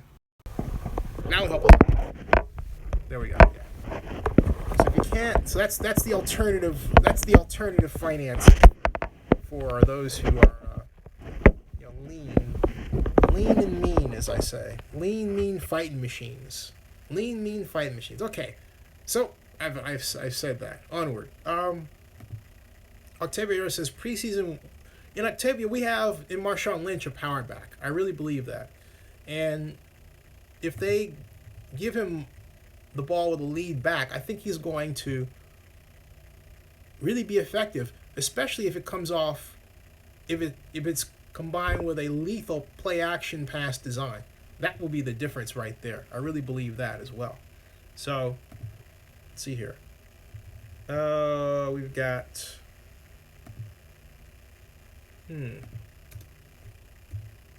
Vegas, Las Vegas, and then NFL. Okay. Hood will be insurance. Hey, so if let me say something else here. I'm still looking at this PSL information. I'm not finding it. Revenue share by stadium operator. I went through this. I have this document. I have that. So trying to see increase in ticket prices. What I'm looking at is the Southern Nevada Tourism and Infrastructure Committee model on the stadium that was made last year. And I'm trying to see if they, out of that, carved what the price with PSLs might be. Okay? And I haven't said, let's see here. I haven't seen that. And the Raider Forum's official stadium thread doesn't cover it. How much are Las Vegas Raiders season tickets? Deposits one thing. So I'm going to do some quick figuring, okay? And I'm going to base this on a model I believe that they may be using. And what is that model? That model comes as far back as Los Angeles downtown. And in the downtown Los Angeles example, they had 15,000 PSL seats, okay? 15,000 premium seats. So this is what I believe. Having said that, that ATM max in it was stupid. Text document, nope, spreadsheet. Just doing a quick estimate here, all right? 200 million. Okay, $200 million. That's the number format, standard, decimal places. Let's give some format cells. I'm going to have a PSL price for you folks in a moment, what I believe it may be, okay? And now I got a 0 there and a 0 there, and boom. All right, 200 million and 15,000, boom. And then C is A1 divided by B1. Okay, we're looking at PSL cost of $13,000. Got that? All right. PSL cost of 13,000 for 15,000 seats. There you are, okay? Now, let's scale it from there. Let's see where we are, okay? Let's scale it from there. Let's say that of 65,000 seats, 30,000 are PSLs, okay? In fact, let's figure this another way. We have 50,000 deposits for season tickets, which means they're going to be on a wait list. They're not going to have PSLs for all of those on the wait list, right? He says almost 50,000. So let's say really it's more like 30,000. But let's say that it's 30,000. Yeah. If it's 30,000 seats, okay? So if it's 30,000 seats, it might be cheaper than the Warriors, but remember, this is the Bay Area. There are people who have bucks that can do that. In fact, you know what, 831 Scott, that total price hasn't been released yet, so it's supposed to be scaled. But you have to remember also the average PSL price in the league is just over 2,000. It's about 5,000. No, $8,000. $8,000. It's around average PSL price in the league was about 5,500, somewhere in there. So if they had, let's see, 30,000 PSL seats, right? If they had 30,000, yeah. So 30,000 seats would be $6,666.67 per seat. That's per seat, okay? Whereas in the Falcons Stadium, you can get a PSL for something like $500. That's it. I mean, the new Falcon Stadium, $500. That's it. Okay. So the Raiders, LB says, where can I see the PSL options per? Well, they haven't. This is my estimate. I made this spreadsheet. This is what I did. Okay. I just made this quick spreadsheet. Okay. It's not released, but what I did was I just made a simple spreadsheet. They expect 200 million from PSLs, right? That's the number of seats, and that's what you get. That's all I did. So I played around with this number. So I started at 15,000, right? So at 15,000 seats, okay? Boom. That's 13,000. It's not going to be all 65,000. But let's say it's 40,000 seats, okay? 40,000. That's still 5,000 average. All right, that's 5,000 average. PSL. It's still a lot of money compared to what the Falcons are doing, okay? So let's say that it's 50,000, right? 50,000 PSL seats, that's still $4,000. So the range is between $13,000 and $4,000 for PSL seat. Now, what's the lowest they can go? Let's figure that out. The lowest they can go, we have to assume that every 65,000 seats in the stadium, each one is PSL, right? Let's do that. Let's see what that gets us. Hold on a second. Okay. So we do that. So that's 65,000. That's $3,076. So that's the lowest they can go. And that's based on the estimate of 200 million for PSLs, right? So that's the lowest they can go is $3,076. Okay? That's the lowest they can go. Now, let's figure out something here, okay? With that, let's figure out something. I just want to... Hold on a second. All right, let's figure out something. Do a little quick estimate. So, just curious how much is the worst PSL. That's still not... I haven't gotten all the information on that. I'm supposed to get some membership data first. Yeah, that's 200 million, not for PSLs for a year. No, that's for the entire stadium cost, period. That's 200 million there, okay? Now, what was I saying? Average NFL PSL price. See what I get, all right? The, let's see here. Let's see here. The economics of buying season tickets. NFL fans lost to personally licensed gamble.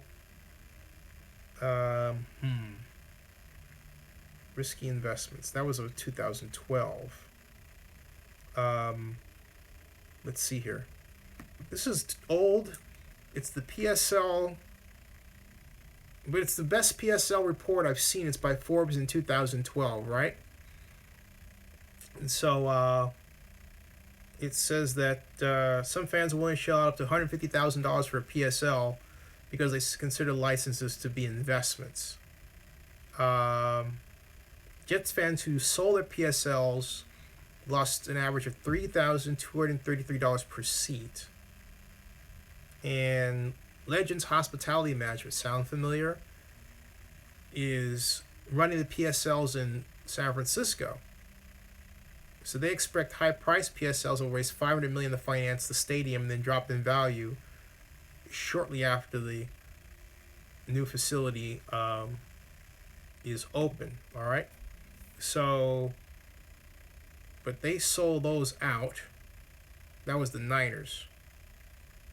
And the PSLs there were selling for $6,000, while the licenses at the 10-yard line in one section closer to midfield and Levi Stadium parlance were selling for $20,000.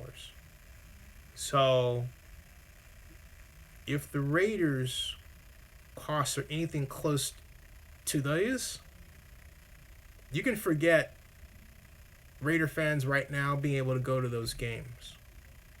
Now, let's see here. They didn't give an average. I was looking for a league average. I calculated that myself, and I think I made a video about that some time ago, but I came out to $8,000 on the average for the league. No, excuse me. Yeah, thereabouts. 8,000. So, oh no, I stand corrected. But get this, okay? It's actually lower than that. But here, this is how prices should be done.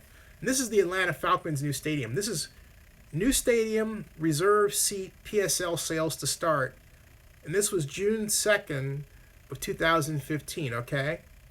And it's, I'll cut to the chase. It says a PSL provides ownership rights of seats through the duration of the stadium lease, 30 years plus 3 5-year renewable options. And the benefit of the ownership includes the ability to transfer, resell a PSL, the right to purchase Falcon season tickets and playoff tickets, and priority right to purchase tickets for non-NFL events. You know what is interesting to me is how come a PSL can have a secondary market and yet startups don't have secondary markets? Well, they do, but, just the standard. I'm just wondering about that. How come I can't do that for me, right? You know what I'm saying? So, all right, here's the price points for the Falcons' new stadium. With 13 PSL price points, current and new season ticket holders will have a broad range of options to choose from. Reserve seat PSL prices range from, get this, $500 to $5,500, with an average PSL price of $2,500. Approximately 60% of reserved seats have a PSL price of $2,500 or less. Or less. You hear that? Or less.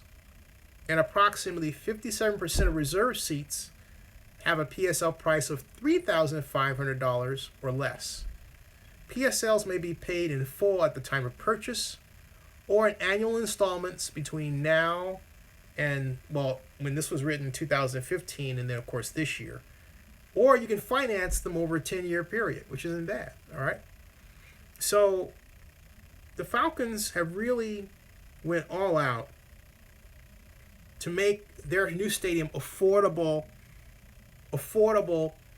to fans, from seats to food.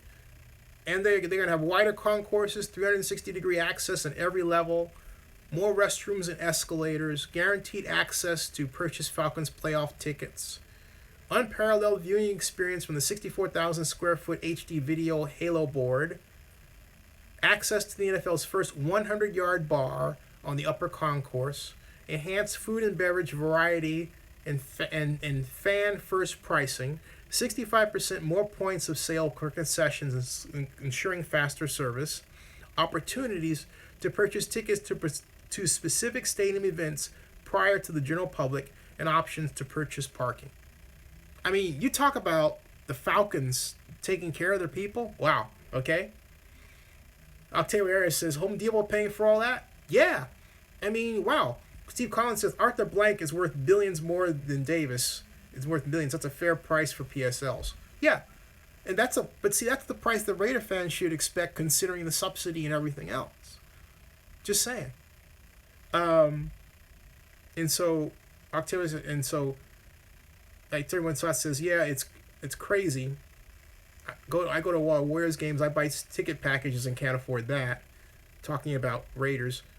LX9933 says, Holland's question, might PSL prices be more reasonably priced due to the $750 million public contribution? Well, LX, all you have to do is they said $200 million, okay? $200 million expected from PSLs. There's 65,000 seats, so do the math. They're saying $200 million. So if you're going to price them lower than that, you're going to get less. But they're saying $200 million. I'm only going by the numbers I was given. I'm not making a guess. I'm giving you a range of possibilities. We have two knowns. This is math. What is math? Mathematics is what? Mathematics is creating numerical estimates with a consideration of unknowns, right? In other words, solve for zero, right? So all we're doing is that. We're solving for zero, okay? We have two knowns. We know that they have to come up with $200 million out of PSL sales. We know that, A. We also know it's a 65,000 seat stadium. That's it. So you want to figure out what the average prices are going to be? You do what? You take the $200 million and you divide it by the number of seats. The fewer seats, the higher it goes. So we came up with a low end of just over 3,000, and if it's 65,000 seats, and if it's 15,000 seats that are PSL, it's $13,333. That's the math, man. That's not guessing. That's the math. That's the way the math lays out. Sorry. There you go. All right. So, what's the name of the game? Money. Steve Collins says, Octavio, plywood just doubled. Rick Gray says, yes, but when the Raiders returned to Oakland, the prices were $200,000 to $4,000 for PSLs, and $20,000 went to sign up for 200 PSLs, of course, and less than half people sold at the Coliseum. But you have to remember, Rick Gray, all those didn't sell out. Okay? That's how we got in the trouble that we wound up in. Because we were supposed to sell $83 million worth, and we only sold $56 million. All right? So we said Raider Oakland says, is it not is it not all about bringing in new revenue by development of a state-of-the-art stadium so that you can charge more for tickets for maximum amount set that you can so you can host a Super Bowl? Well, if that's the case, then explain Mercedes-Benz Stadium, which has PSL prices more reasonable than I've seen in existing stadiums. So the answer is no. No, it's not. That's the Raiders' approach. That doesn't mean it's the best approach. So, Rick Rice says, haha, Steve. Steve Collins says, Mark Davis is greedy. He's not going to give fans a break. He's already sticking a knife in our backs. The Roland 100, how are you? The Roland. The Roland. Hey, man, I am great. Always looking for a... Oops, excuse me. I meant invest with a link, not invest. Not invest that much money. But, of course, if you had that to invest, then you'd own a substantial trunk of Zinni 62 Media, and you'd be really my boss, wouldn't you? But, let's see here. And Octavia says, well, blank. Octavia, it's not just blank. No, actually, blank is not exactly subsidizing the business per se. But what he's done is he's got, look. Guess where he got his construction loan from? Take a guess. I'm waiting. I'm waiting for somebody to write that in. I'll give you a hint. B of A. Bank of America gave the Atlanta Falcons their construction loan. That's right. Bank of America. For $850 million. Now get this, all right? Now get this. It costs, they got, over $1 billion in sponsorships alone. Those sponsorships paid for that loan. Down. Now, Rick Gray says it's PSLs for about 50,000 seats. The other 15,000 seats would be luxury boxes and club seats. Different pricing, $4,000 average price, $500 to $10,000 for PSL. Rick Gray, you need to work out those numbers. Okay? Because that, no. I mean, if you have PSL for 50,000 seats, that's why I build spreadsheets. Really simple ones, okay? 50,000. It gives you $4,000 for that, okay? For all PSLs average. You don't have a $500 PSL in there. If you have a low PSL, you've got, right. But you have to, but the average means there's something lower and something higher. Okay? You see my point? So if you go lower, then what's the higher? And even then, that average is still, that $4,000 average that we're talking about is still $2,000 greater than the average PSL for the new Falcons Stadium. All right? In a market that's smaller and weaker. It's unproven. I don't care about the hockey thing. Okay? Rick Gray says, but the range will be from 500 to 10,000. And I'm not seeing that. Yeah, see, that's what I'm saying. I see the range is at the high end, okay? The range is, you have to scale down the seats. At 50,000, it's 4,000. So you start scaling down the seats. You add, if it goes, let's say it's 40,000, right? Then it's 5,000, so it kicks up. So yeah, you get what I'm saying. I mean, I think we're in the same house. Yeah, we're in the same house, Rick. But you see what I'm getting at? It's not a price that Raider patrons have to pay now. Okay? The season ticket prices don't have a PSL on them. We haven't had to deal with PSL since the Raiders returned to Oakland. See, originally, we were supposed to have PSL remarketing every 15 years. That was taken off the table by Amy Trask when Raider fans started howling and saying, hey, these things are supposed to be lifetime. We're not supposed to have a 15-year remarketing. The remarketing is going to help with the bond issue, but when the PSLs didn't sell, like they were supposed to, and the debt fell to the city and the county, that whole remarketing jazz got erased. So Steve Collins says inside the 20-yard line is going to be 15,000, scaled down from there. And yeah, that sounds about right. That sounds about right. Octavia says casinos will buy all PSLs and resale tickets, or give them as part of packages. And I don't see that there are a number of casinos that are ponying up to do that just yet, which is my issue. I don't. Okay, where's the naming rights agreement? Do you see one? I don't. Have you heard anything about any sponsors stepping forward in the Raiders situation with the stadium? I haven't. Mark Bedane hasn't said anything about it. Nobody's said anything. So where's the sponsor excitement that would equal the $1 billion Atlanta has been able to raise for sponsorships with respect to its stadium? I'm just asking, okay? I'm just asking. Hey, folks, it's 11:33, which means that, what? It's 2:30. I'm going to stop because I'm exhausted. I need to eat.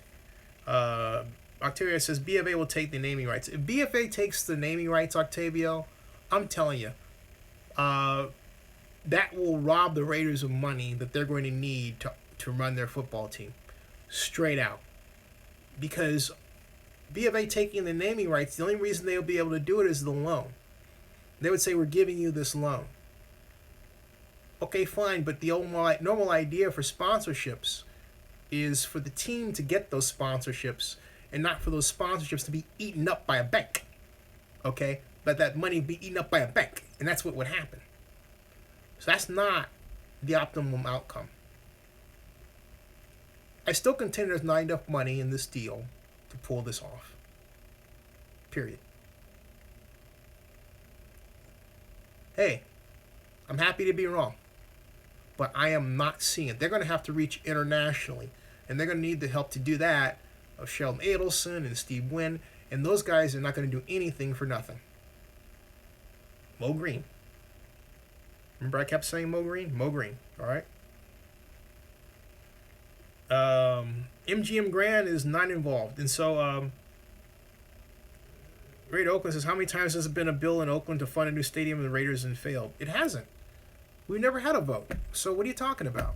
That's just ridiculous. Raider Oakland, that's the second time you made a statement that sounds ridiculous. Which causes me to ask, are you really a Raider fan from Oakland? No. Raider fans from Oakland know the truth. Come on, man. You don't. No, you're not. Raider, you're not dotting any I's. You're not crossing any T's. Don't get me started. You're going to start making me think that you're that money man guy again. Remember that guy, John Marks? Oh, brother. Rick Gray says, Cricket Stadium, T-Mobile has the arena.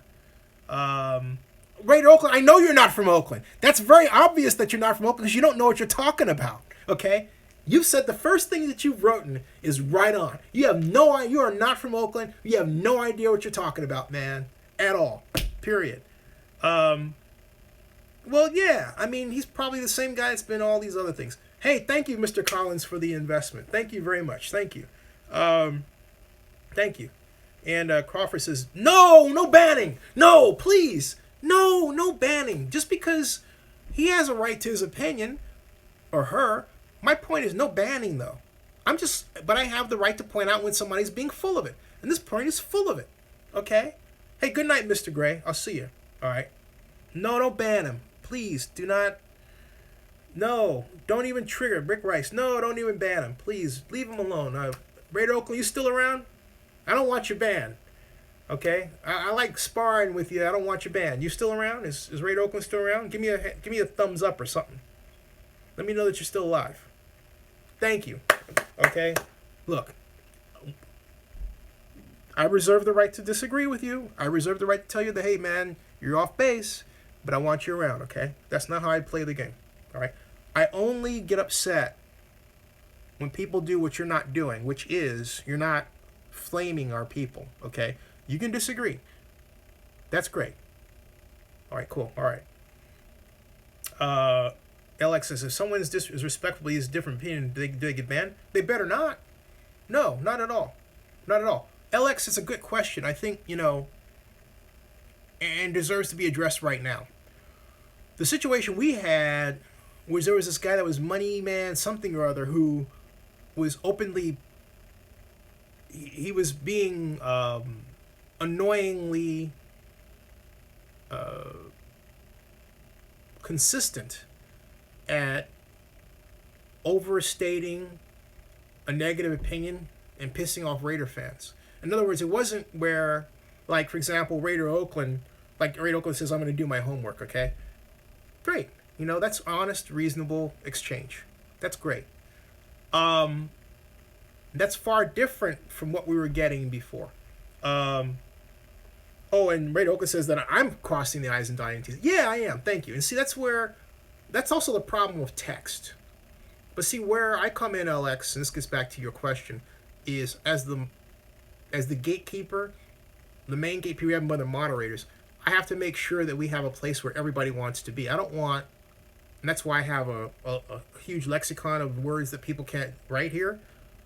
We have a range of people from teenagers as young as 16 to people like Mr. Collins who are in their 60s or 60, and myself, I'll be 55 August 4th. We have a giant range, and I want everybody to feel comfortable here, and I don't want them to feel like they're being picked on, and I also don't want them to feel like, I don't get a chance to have my say and I have to agree with everybody else. That's not right either. Because somebody in the process of disagreeing may come up with some really cool information, all right? So, see, Donus is 41, all right? Yeah, see, 831 Scott is right. Moneyman was a troll. And not only that, Moneyman didn't limit his or her input to the chat. Moneyman also got on comments and would leave just giant lists of comment after comment after comment, all right? Now, from a monetary standpoint, I should have just allowed that. But it was getting a little much. Okay? And so, I say from a monetary standpoint because what people comment on is a social media value in and of itself. It's content. Or as Johnny Green might say, it's content. Okay? You got your good content and your bad content. It's content. You get the idea. All right. Shake and bake. Yeah. Tony says, I'm 43 and handsome. Rick Rice says, disagreeing is healthy. You're right. It is. And Crawford says, Ricky Bobby was another one. And yeah. So, folks, I am going to go. It is now 11:40, which is 20 minutes to 3 o'clock in the morning in the East. And as Crawford would say, you can bet your last money. PSL seats are a stone gas, honey. Which, yeah, anyway. The whole point is, yes, streaming tomorrow, Thursday night. The calm before the JPA storm. But I'm only going to stream a short time. I'm only going to stream for 1 hour because it's an early meeting. I get up, okay? All right, everybody. Good night. Still 34 of you watching. Where it says 28 here. And this is 34 of you watching. This has been a great night. Good night, everybody. That's why I hate to stop, because it's like all these people still, I don't know if you guys are just eating pizzas and doing something else and just have me in the background talking or what. But thank you. Thank you, everybody. Thank you. Good night. Flores should be Hall of Famers. See you all tomorrow night. Same bat time, same bat channel, Zenny62 on YouTube. See you guys. All right. Or Zenny62 Daily Vlog is the full name. See you guys. Oh, PayPal link? Okay, PayPal. Thank you. Here's the PayPal link. That's the PayPal link. I think that's it. Wait a minute. Whoa, that's not it. Wait a second. That's the wrong link.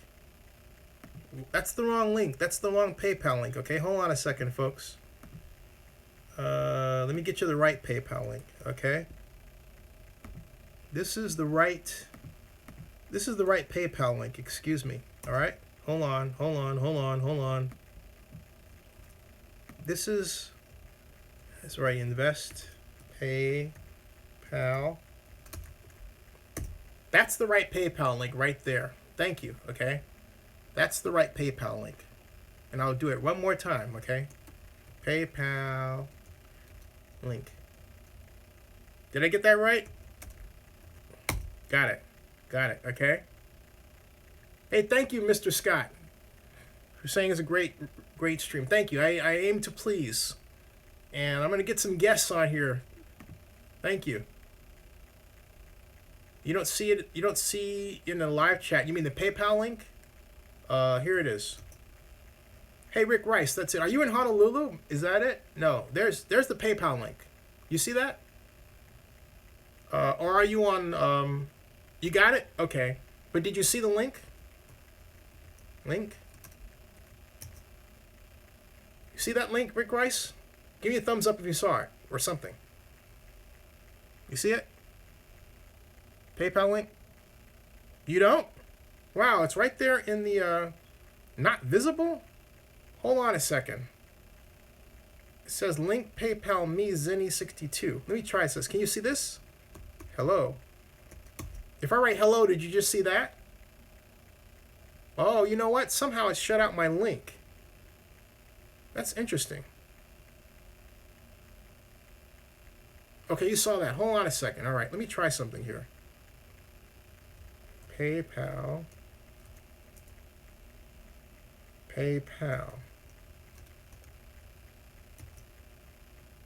See, I can see the PayPal thing, but it doesn't even come up in my thing if I do that. That's interesting. If I have a link, it doesn't come up. No, you're not the only one. Hold on a second. It's let me try that. That says PayPal me Zenny62. Hold on a second. Let me try something else here. Oh, I don't know why that worked like that. It should. Oh, you know what you do? Okay, go to the description of this video. Right down below, the link is there. So in other words, if you go down, you scroll down where it says, please invest in Zenny62 Media via PayPal here. Do you see that? If you're on a desktop, I don't know how it looks on a mobile. You see that? Here's another way. Oh, okay. Okay, here's another way. All right, here's another way. Go to PayPal. Let me see here. PayPal.me.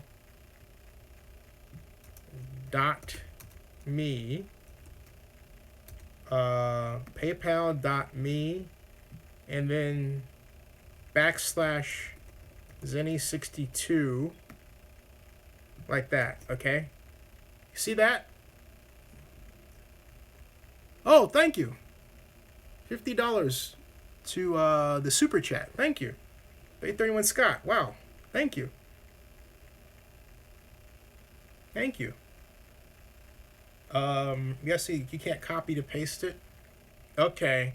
Just try to click on the link should be live in the description though. You can click on the link, it should take you there. It's a live link. Yeah, it's a live link. If you click on that link, it should be able to take you to the PayPal area. That's interesting that it won't let me do that. Let me see something here. You can use Super Chat, but I get Super Chat later. I have to wait until August 21st. That's why I put the PayPal link up. Ruben Ortiz, night everybody. I'll see you. You got it, man. Not to say that, hey, not a great thing. Although I'm going to talk to YouTube about that because I ought to be able to unlock those. You know? The interesting thing to be able to do. So, night. Okay, so anyway, paypal.me /Zenny62. In fact, let me try something here. PayPal me without the backslash. That doesn't come through either. Oh, wait a minute. I think I know what it is. Nope. I thought maybe without the S, because it doesn't even come up on my window where you can see it, okay? So I'm going to work on that, because if I just say the other way, like go to PayPal. If I see this, right? Good night, everybody. If I see it like that, see, that comes up, all right? It says go to paypal.me/Zenny62. If I do that, it comes up. You can see that, right? So there's something there, okay? LX says you can't paste direct hyperlinks on the chat, Zenny, blocked by YouTube.